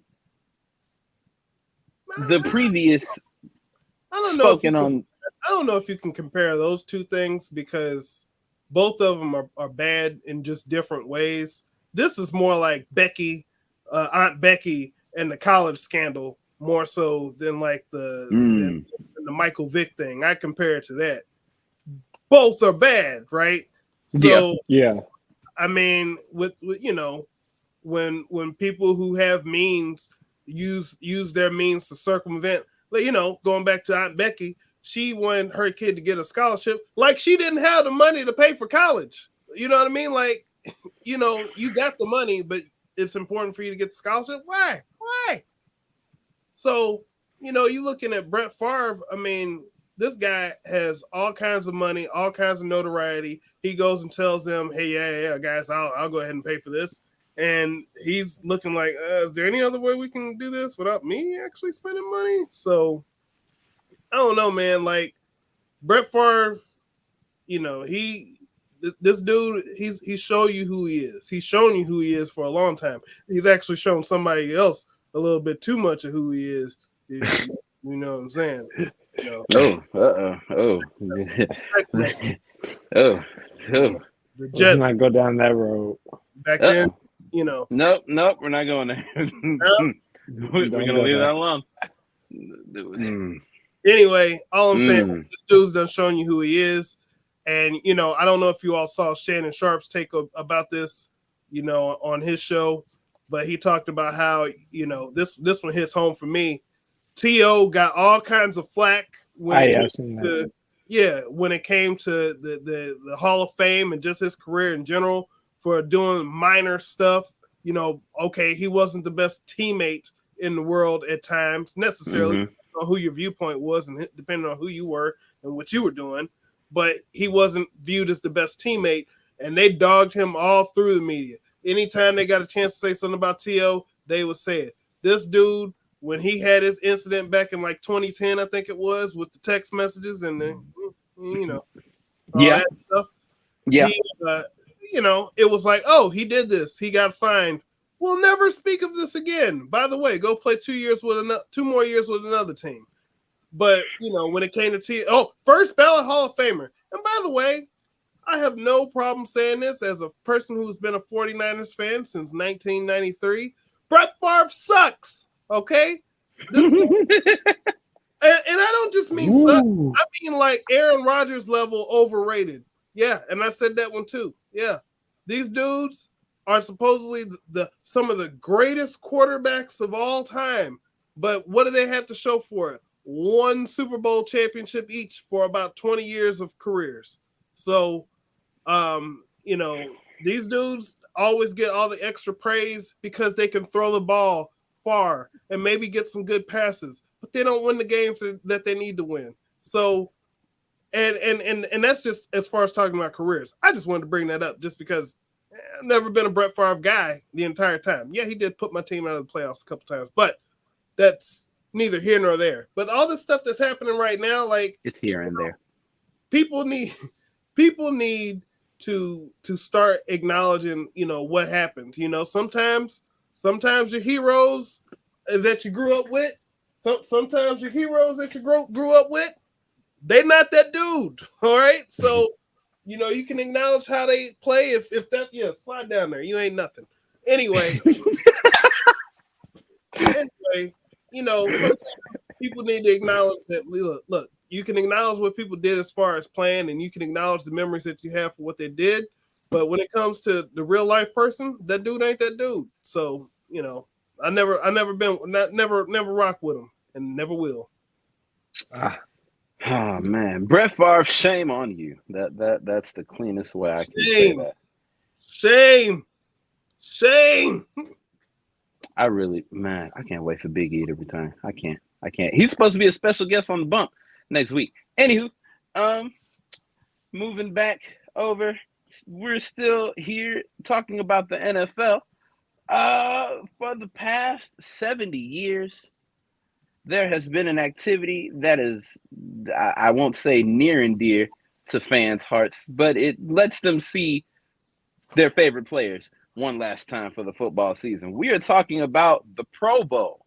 Well, after 71 years, the Pro Bowl, as we know it, is no more. It will now be known as the Pro Bowl Games, which is going to be just a week-long skill competition type situation, and then it'll culminate with a flag football game.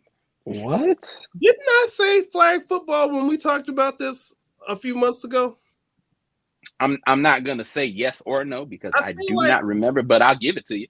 I feel like I said flag football. A flag football game would be something that they should do, and I think I said something similar. I need to run the tape back. If we can have that pulled up in the booth, please. So yes, the 2023 games will be held in Las Vegas, and the flag football game is going to be scheduled for February 5th. So that is the change. I just want to say, do you believe that there will be any pushback from this? Because me personally, I feel like the NFL, I almost said All-Star, their version of their All-Star game, the Pro Bowl, hasn't been warranting as much attention as it used to. What do you think, T-Bone? I think that doing it this way, because it's a week-long thing, right? Mm-hmm. I think that this just gives and it's still the week before the Super Bowl, right? Not the week before, but the within that week, like it happens. Well, because no, it culminates the week before, right? Yeah, like that Sunday, the Sunday before they do All-Star, and then that whole week in between.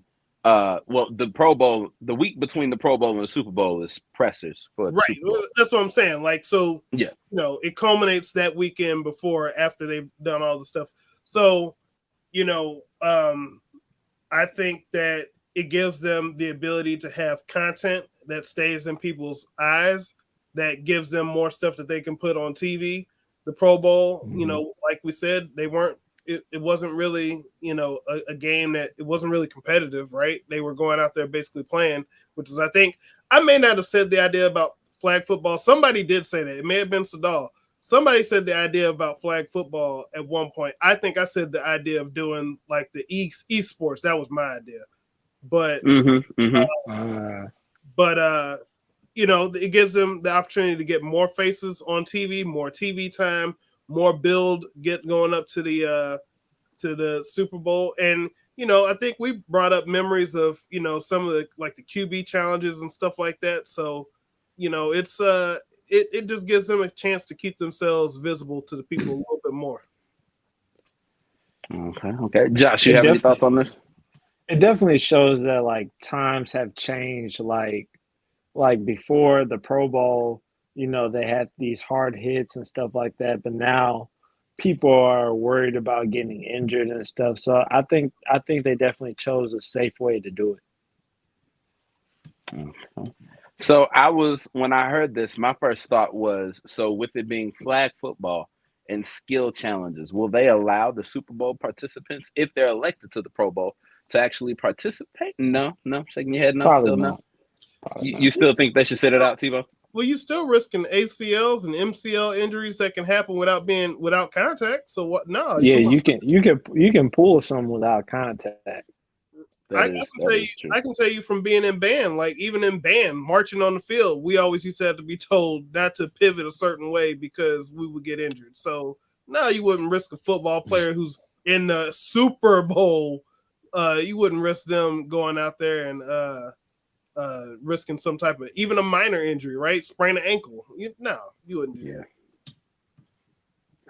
It's not worth it. It is not. Would you want Cooper Kupp to participate in the Pro Bowl shenanigans if he was in the Super Bowl? Shut up, Tebow.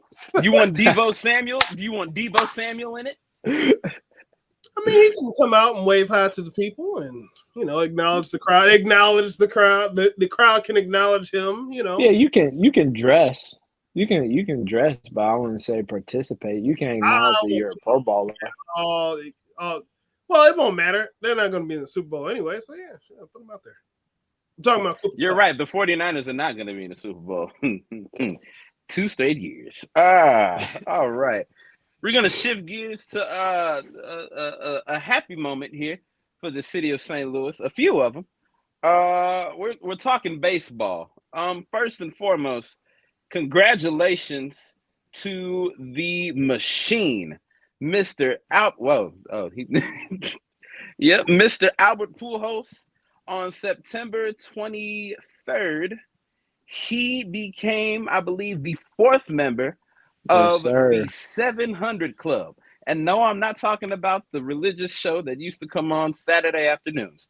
I'm talking about 700 home runs. And it makes it even sweeter that he was able to do it in that Cardinal red. So I just want to say congratulations to Albert Pujols.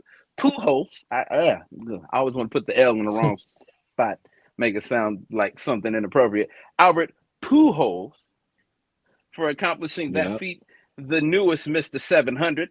And then to the team, Because yes, congratulations to our 2022 NL Central champions. I wish Sadal was on here. I was hoping we would have got to this while he was still on here, because I just wanted to hear it from him, who has habitually called the Cardinals a third place team. Third place this, third place that. Well, this year, as we get ready to lower the curtain on historic careers within the Cardinal organization, we said, hold up, don't lower those curtains yet. We got to go to Red October, baby. It's Red October again here in the city of St. Louis. Yes. Hey, look, when you Is somebody slow clapping? When you started pulling up the Cardinal stuff, I had to stand up. You know, I had to stand up and acknowledge what's going on here. You know, I got excited. We got the Cardinals, 11-time World Series champions, going for number 12, and you know, Albert Pujols hitting number 700. Come on, man, y'all gotta. We need some energy. You know what? Go ahead and click that subscribe button out there for Albert Pujols hitting number 700. You know, we need support just like he does. Anyway, Albert Pujols, 700 home runs. I mean, number 4 on the list. Number 4 all time. Maybe, hey, y'all think there's a chance he may say, you know what? I think I may want to keep going. Y'all think there's a chance? Y'all think there's a chance? Don't play with my emotions, T-Bone. I done already seen the last video for Albert, and I'm sitting at work crying. I'm like, because it's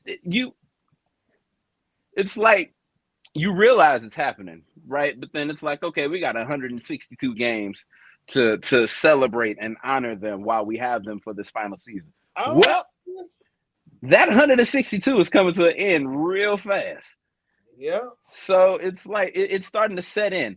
I can say this is probably how Lakers fans felt in 2016 with the farewell tour for Kobe. When it came down to that April 13th game, my mama's birthday, by the way, he dropped 60 for my mama. I know he did it for the organization, but he did it for my mama too. So when he dropped that, and then that was it, it's like, man, this is really happening. It's truly the end of an era in Cardinals baseball, and hopefully we can end that era by holding up the World Series trophy. There we go. I don't know the specific. The commissioner's trophy. Is that it? The commissioner something? No, something like that. That trophy. So hopefully we can hold that up at the end of it all. I want to get into the standings real quick, just because we've got it. I just want to focus on the NL Central.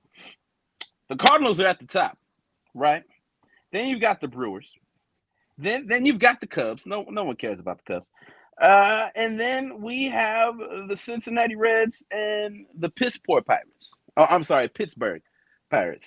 I said that wrong. I meant to say Pittsburgh. So if we could look at the proposed brackets thus far for the baseball playoffs, there they are right now. The Cardinals are sitting at the 3rd seed, going up against the Philadelphia Phillies. We've met them before. That's no problem. We've got the Atlanta Braves going up against the San Diego Padres, and those will be the 2 wild card games for the National League.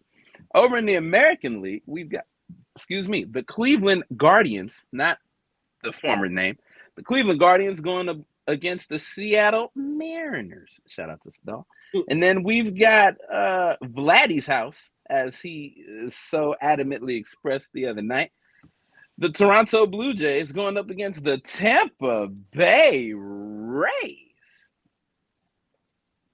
And then the winners of those series we'll look forward to on the AL side, the Yankees and the Astros. And on the National League side, the Mets and the Dodgers. I don't know about you guys, but it was the drawn on. You added the 2011, right? You added the 2011 on there. Hey, that's been that 2011. That's been on there since the day that they won that championship. back then. I added it then, and you know what? There's a spot right here that says For that's 22, baby. 22. That's right. So we ready. You know what? We ready around here. For the one, wouldn't it be fitting 130 years into our organization? And you know, the last year for Pujols, Wainwright, and Yachty, that we hoist up the trophy, whatever it may be named. I was sad that I lost my jacket that has all the championships on it, but it's okay because it's going to be out of date this year. It is. So that was baseball talk. We're not worried about any other divisions and sides. We worried about us. If we stay focused on us, we will be good. I'm just glad that we didn't. I remember last year I told y'all to stop talking about the 17 game streak. I told y'all stop talking about it, and then we lost it because y'all kept talking about it, and then we lost again and again and again and again. So for my sake, I am doing what I did with the Blues in the playoffs and with the Cardinal win streak. I ain't speaking on it. This is the last time I'm gonna talk about it. I ain't talking about it. I ain't talking about it till we win it, okay? Then I'm gonna be red in the face talking about the greatness of the Cardinals. Speaking of red in the face, that's really not a segue to nothing. We're gonna talk about the WWE. Well, Oh, go ahead. Oh no, go ahead, Timo. I was gonna say, what was it you were gonna bring up first? Have we been paying attention to the White Rabbit glimpses, the things being thrown in? There's a lot of speculation going on about that, but you know, we there's a pretty good idea of who that's going to be. Most likely going to be Bray Wyatt, right? Just guessing. So, you know, look, that's been one of the things that they've been doing, you know, ever since, you know, Triple H kind of took over, was not only do they tell compelling stories in the ring, you know, they also have stuff that happens, you know, they try to get extra stuff, extra layers behind what's the focal point where you have to actually pay attention to what's going on. So that's been good stuff. You know, I like that they give you stuff to help engage you. Now this QR code, like what was the last time? A QR code, I never would have even thought somebody using a QR code to try to, you know, get attention like that in wrestling. Like, this is not something that's ever happened before. So, but, you know, if we're going to talk about the WWE, I want to bring up a segment that I saw, which was probably one of the best segments that I think I've seen on wrestling television, a self-contained story that I've seen in like a very long time. Either any of y'all watch SmackDown this past week? I did. So SmackDown opened up with the Bloodline coming out, and you know, it was all of them and Sami Zayn, Paul Heyman, Solo Sikoa, the Usos, Roman Reigns. They all come out. Basically, Heyman runs down everything that's happening. You got Roman Reigns champion. He's talking about the Usos being the tag team champions. He brings up that the elders it was their idea to bring out Solo, and then you have Roman who goes out there and makes Solo acknowledge him, and you know, then pretty much they wrap it up. The music hits. Then you have Sami Zayn who's out there, and he starts talking about, hey, you know, I know I'm not part of the family, but you know, I want to thank you for just bringing me in like this. And he wanted to acknowledge Roman. And, you know, for those of y'all who haven't been following, Sami Zayn's a guy who's been, you know, basically tagging along and you know, kind of imposing himself as far as like the family, almost like a Steve Urkel to the Winslow's in a way, you know? So then, you know, Roman kind of looks at him and starts asking him, like, you know, why are you talking? You know, what are you doing? I got nervous. And look, but for people who have kind of been watching, like, man, they're gonna turn on this guy. You kind of looked at it and you thought, oh man, this is it. It's about to go down, you know. And he tells Sammy, you know, take our Bloodline shirt, take it off. You know, he said take it off, and he ain't listen. He said, I'm not gonna tell you again. Told Jay to come over there and take the shirt off. He rips the shirt off. Ripped it. And you see Sammy. I gotta tell you, this was like one of the best things I've ever seen as far as character work. Because this dude, he puts his hands up. He doesn't know what's going on. He's almost like in shock of what's going on. Like, these are people you think are your friends, and they're turning on you. Roman says, you need to start listening. He's like, you ain't never gonna wear that shirt again, because I got you a new one. And he tosses Sammy a shirt. Shirt says SZ honorary Oos. Sammy has a look of joy in his face. The fans are reacting because this guy is getting what he wants, because the fans out there want to see this guy succeed in some way to get what he wants. This guy wants to be, taken in by this family. The fans have gotten behind him. He goes, he gives Jay some dap. He hugs Solo, gets in Jay's face, who Jay, by the way, had this look of disgust in his face. So disgusted. I can't believe this. And Roman gives him a hug. Heyman's got a smile on his face, and they all walk out. And then later on, Solo, has Sammy's back when people are talking down to Sammy. Like, look, I like this because this just made things so much better for the moment. Whenever it happens, where the whole split comes, like, man, they have given you, they gave you an emotional roller coaster that day. For if you watch, you thought that was it for this dude, but it wasn't. So I mean, I just like that story that was told. Sometimes when you watch wrestling, sometimes stuff is just straight up embarrassing, like probably what's on right now on TNT or TBS. But but sometimes the stuff is just embarrassing. But that was something where if somebody were walking into the room, I wouldn't have felt embarrassed. And I feel like if somebody was walking into the room, looking at that and just seeing the facial reactions, they would have thought something important's going on, and probably would have wanted to know what it was. And they probably would have gotten invested into the story just looking at that one segment.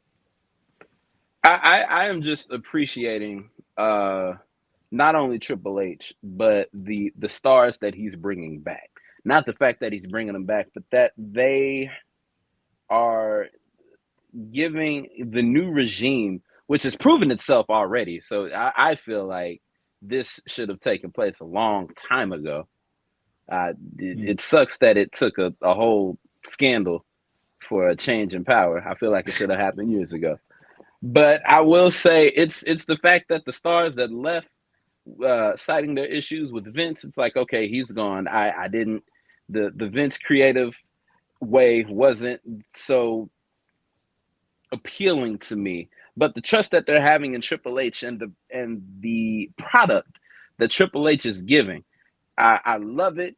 There have been, well, outside of Aaliyah and Raquel Rodriguez winning the women's tag team championships, I don't think there have been any blunders so far. Speaking of tag team champions, the women, I'm patiently waiting on Sasha and Naomi. I know it's coming. It's probably going to be the Rumble. I don't know how they're going to work that, but my patience is running thin, which I get it. You're going to probably wait for the Alamo Dome, which when they said they were holding the Rumble there, I was like, okay. The last time they were at the Alamo Dome, the atmosphere from just watching it seemed pretty insane. So I'm excited to see now with the Triple H regime and the possible returns of I just forgot it. The NXT pay-per-views, the takeover, the NXT takeovers, and dang, I was trying to think of that. I forgot about my one. Speaking of just coming back, I mean, look, they made the announcement that Survivor Series is going to be War Games. Yes, thank you. War Games. I couldn't think of that. I hope they put the lid on the cage. That's all I want. Just put the lid on the cage.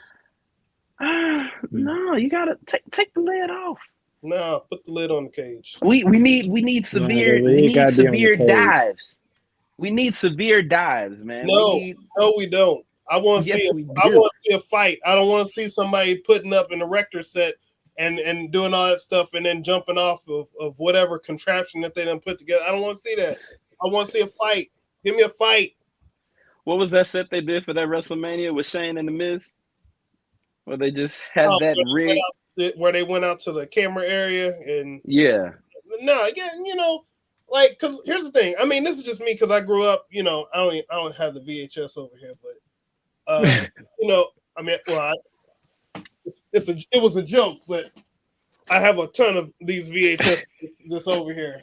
I had a whole issue with storage. It's a long story, but but yeah, I mean, like, I grew up watching war games a certain way. I like to see the fight. Everything doesn't, there's too many times in wrestling, and I'm going to sound like an old guy now, but there's too much stuff in wrestling where there's dives, there's weapons. You see that all the time. Like, I don't need to see that in every single match because it loses its value. Let the weapons have a spot with whatever the weapons need to be. Give me a match where I want to see the strategy of a team trying to go in there and win in the double cage match. Like, you don't have to put everything, in one match just to try to, get people's interest. That's why people lose interest, because you give them everything all the time. True, very true. But yeah, I just wanted to speak on the progress being made, the returns.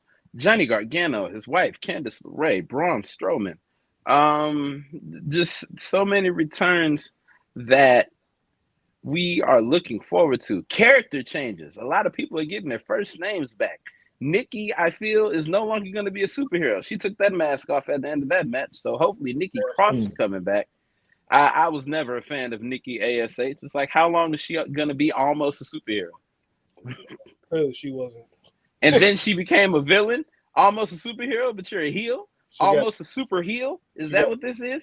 Zorro mask on. They changed her to black and white. It's like, but it's yeah, there's a lot of good stuff going on. Fan interest seems to have gotten up, and it's an interesting time, especially as we're seeing what the new regime, like you brought up earlier, is doing. So yeah. All right. Real quick before we move on to the end of the show, I want to dial it back to the baseball talk. We gave recognition to Albert Pujols. I guess I'll give recognition to Aaron Judge, who is now just recently? He is now at 61 home runs. So now he has broken the former record. So now the American League record is 61 home runs within a season. He, of course, is going for 62. Yeah, he tied with Roger Maris. And now he is Maris. Don't doubt yourself, Stanton. And now he is going for that coveted 62, which is held by whom? Henry Aaron? Yes, Mr. Henry Hank. So that's another exciting storyline within baseball. Congratulations to Mr. Judge. He's always been a class athlete from his moment stepping into the diamond or stepping into the batter's box. Well, I got one question. Does he have 700? No, he does not. No, he does not. He does not. He does not. Not at all. Not even close. Not even. Yeah. You ain't put in the work. Call me when you get to 650, okay? Then we'll talk, all right? Call me when you get to 650. All right. Well, we're about to wrap this show up in a pretty little bow. But before we go. Wait a minute. Here I am. I've done all this WWE talk like I work for them. I don't. But plug yourself, sir. But you know what I do? What do you got a little something called HBCW. It's a little wrestling thing. A little something in Orlando. And well, the truth is, October 1st is coming up. And hey, when y'all wake up on Saturday morning, you know what you should do? Treat this like it's 1995. Wake up. Get yourself some Wheaties or Cocoa Puffs, whatever it is. And when you wake up in the morning, I want you to turn to YouTube. I want you to go to HBCW Wrestling. Make sure you put a space between the W and wrestling. Hit that subscribe button. And there's going to be a video on there. And just to give you a quick preview, well, here we go.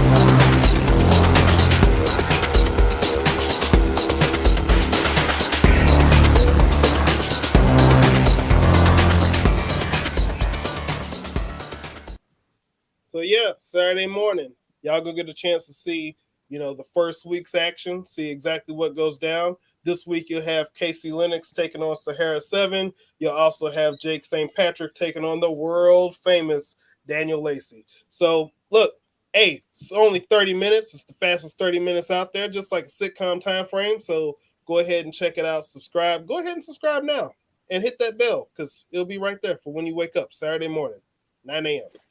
And that is HBCW Wrestling. Make sure you subscribe on YouTube and click on that bell so anytime they make a post, you will know about it first. All right, let's wrap this show with a little throwback and reintroducing a nice little platform sports talk show staple here. I am talking about the Idiot of the Month, formerly week. Here at the Man Cave, we will select one bozo and explain why they are a bozo. Well, I already went kind of. It wasn't, the official revealing, but my idiot of the week, we have talked about him already, the knee-long fumbler himself, Mr. Ime Udoka. You dummy. You're dumb. You don't. There's an adage, like Sadal said, you don't dip your pen in the company ink, and if you have to, you don't dip it in your boss's ink. Okay, that's just something you don't do. Now, keep in mind, this is all speculation. It has not been confirmed nor denied, but that is just something you don't do. Coach, you were my idiot of the week. On the line, you're running suicides for the whole suspension. Just run suicides. That's all you got to do. T-Bone. Well, you know what? Mine was a little bit different. We're going back into wrestling and going to talk about Tony Khan, the who's also affiliated with the Jacksonville Jaguars. So I guess he's doing all right there. The family's doing okay. But that's his daddy's football team. This is his wrestling thing. AEW. Obviously, they've had a little situation over the past month. I'm sure some of y'all have heard with a guy that they paid a lot of money to, who's not there right now. A lot of money. Yeah, he paid him handsomely, and not just paid a lot of money, but the guy who probably out of everything has given your show the most interest. And this guy, CM Punk, was clearly unhappy about some stuff that was not addressed by management. So he felt he had to say some stuff on his own. And when he said some stuff on his own, there were some people who got a little upset, maybe shocked, appalled, offended, or whatever. And CM Punk right now is not there. And by the way, there's a lot of injuries that happen in AEW. Tighten up, Tony. Anyway, I wanted to give him AEW. I wanted to give him Idiot of the Month for just something completely different. AEW has a show that they ran at the where they have the U.S. Open at, right? At that stadium. It's supposed to be their biggest television show of the year. They want to get the most ratings and most people, everybody, right? Here's the problem. They did not sell out that show. They didn't sell out the show. But then when you look at the show that they had somebody on there, and some people may know him, some people may not. The Great Muta. I don't know if you ever heard of him, right? The Great Muta is a big deal to people who have been watching wrestling for years upon years. The lapsed fan that they claim that they're trying to get. You have this big show, you're trying to get your biggest attendance, and you don't tell people ahead of time that guy is going to be there, who's, by the way, retiring this at the beginning of next year. So he's doing his last loop. He's doing his Pujols loop right now. And, you don't tell people that guy's going to be on the show. Idiot. Stupid. All right. And the final Idiot of the Month is the former Boston Celtics coach, now coach of the Philadelphia 76ers. That's right. I'm talking about Dr. Rivers, also known as Doc Rivers. Let's tell you what he did. His Twitter fingers were getting pretty busy one night. If you would have scrolled through his likes on the day after his Twitter craze. There were a lot of pornographic tweets in there. A lot of OnlyFans content. A lot of inappropriate things that, you know, as a professional and as a, I don't want to say a star, but just someone who's always in the light with the National Basketball Association, you are under constant watch, sir. Everything from your tweets to your posts to just what you say in general conversation. If it's caught on video, it's going to last. But you, sir, decided to get it in cold, hard ink, per se, via Twitter. 8 of 9 tweets within a 12-hour span were nothing but just pornographic rage. Doc Rivers, if he could be described in 3 words, he's so horny at that moment. Yeah, I said that's going in the highlight tape. I know it is. I know it is. You know, after that, I ain't got nothing else. That's it. I cut my own self off. Okay. Well, that's the show. We're gonna go ahead and go here. But no. Oh man, Doc Rivers. You could have learned from Paul Pierce, right? That's a way to end the show right there. Paul Pierce, man, he wasn't an idiot. That man was living the life. It was his birthday. Look, you only live once, okay? But yeah, that's the show. Every last Wednesday, we come to you live, bringing you the Man Cave, a platform sports talk show production. We want to thank our guest, Josh Webster. Thank you for coming on, bro. Yes, we definitely sir. hope to have you on again soon.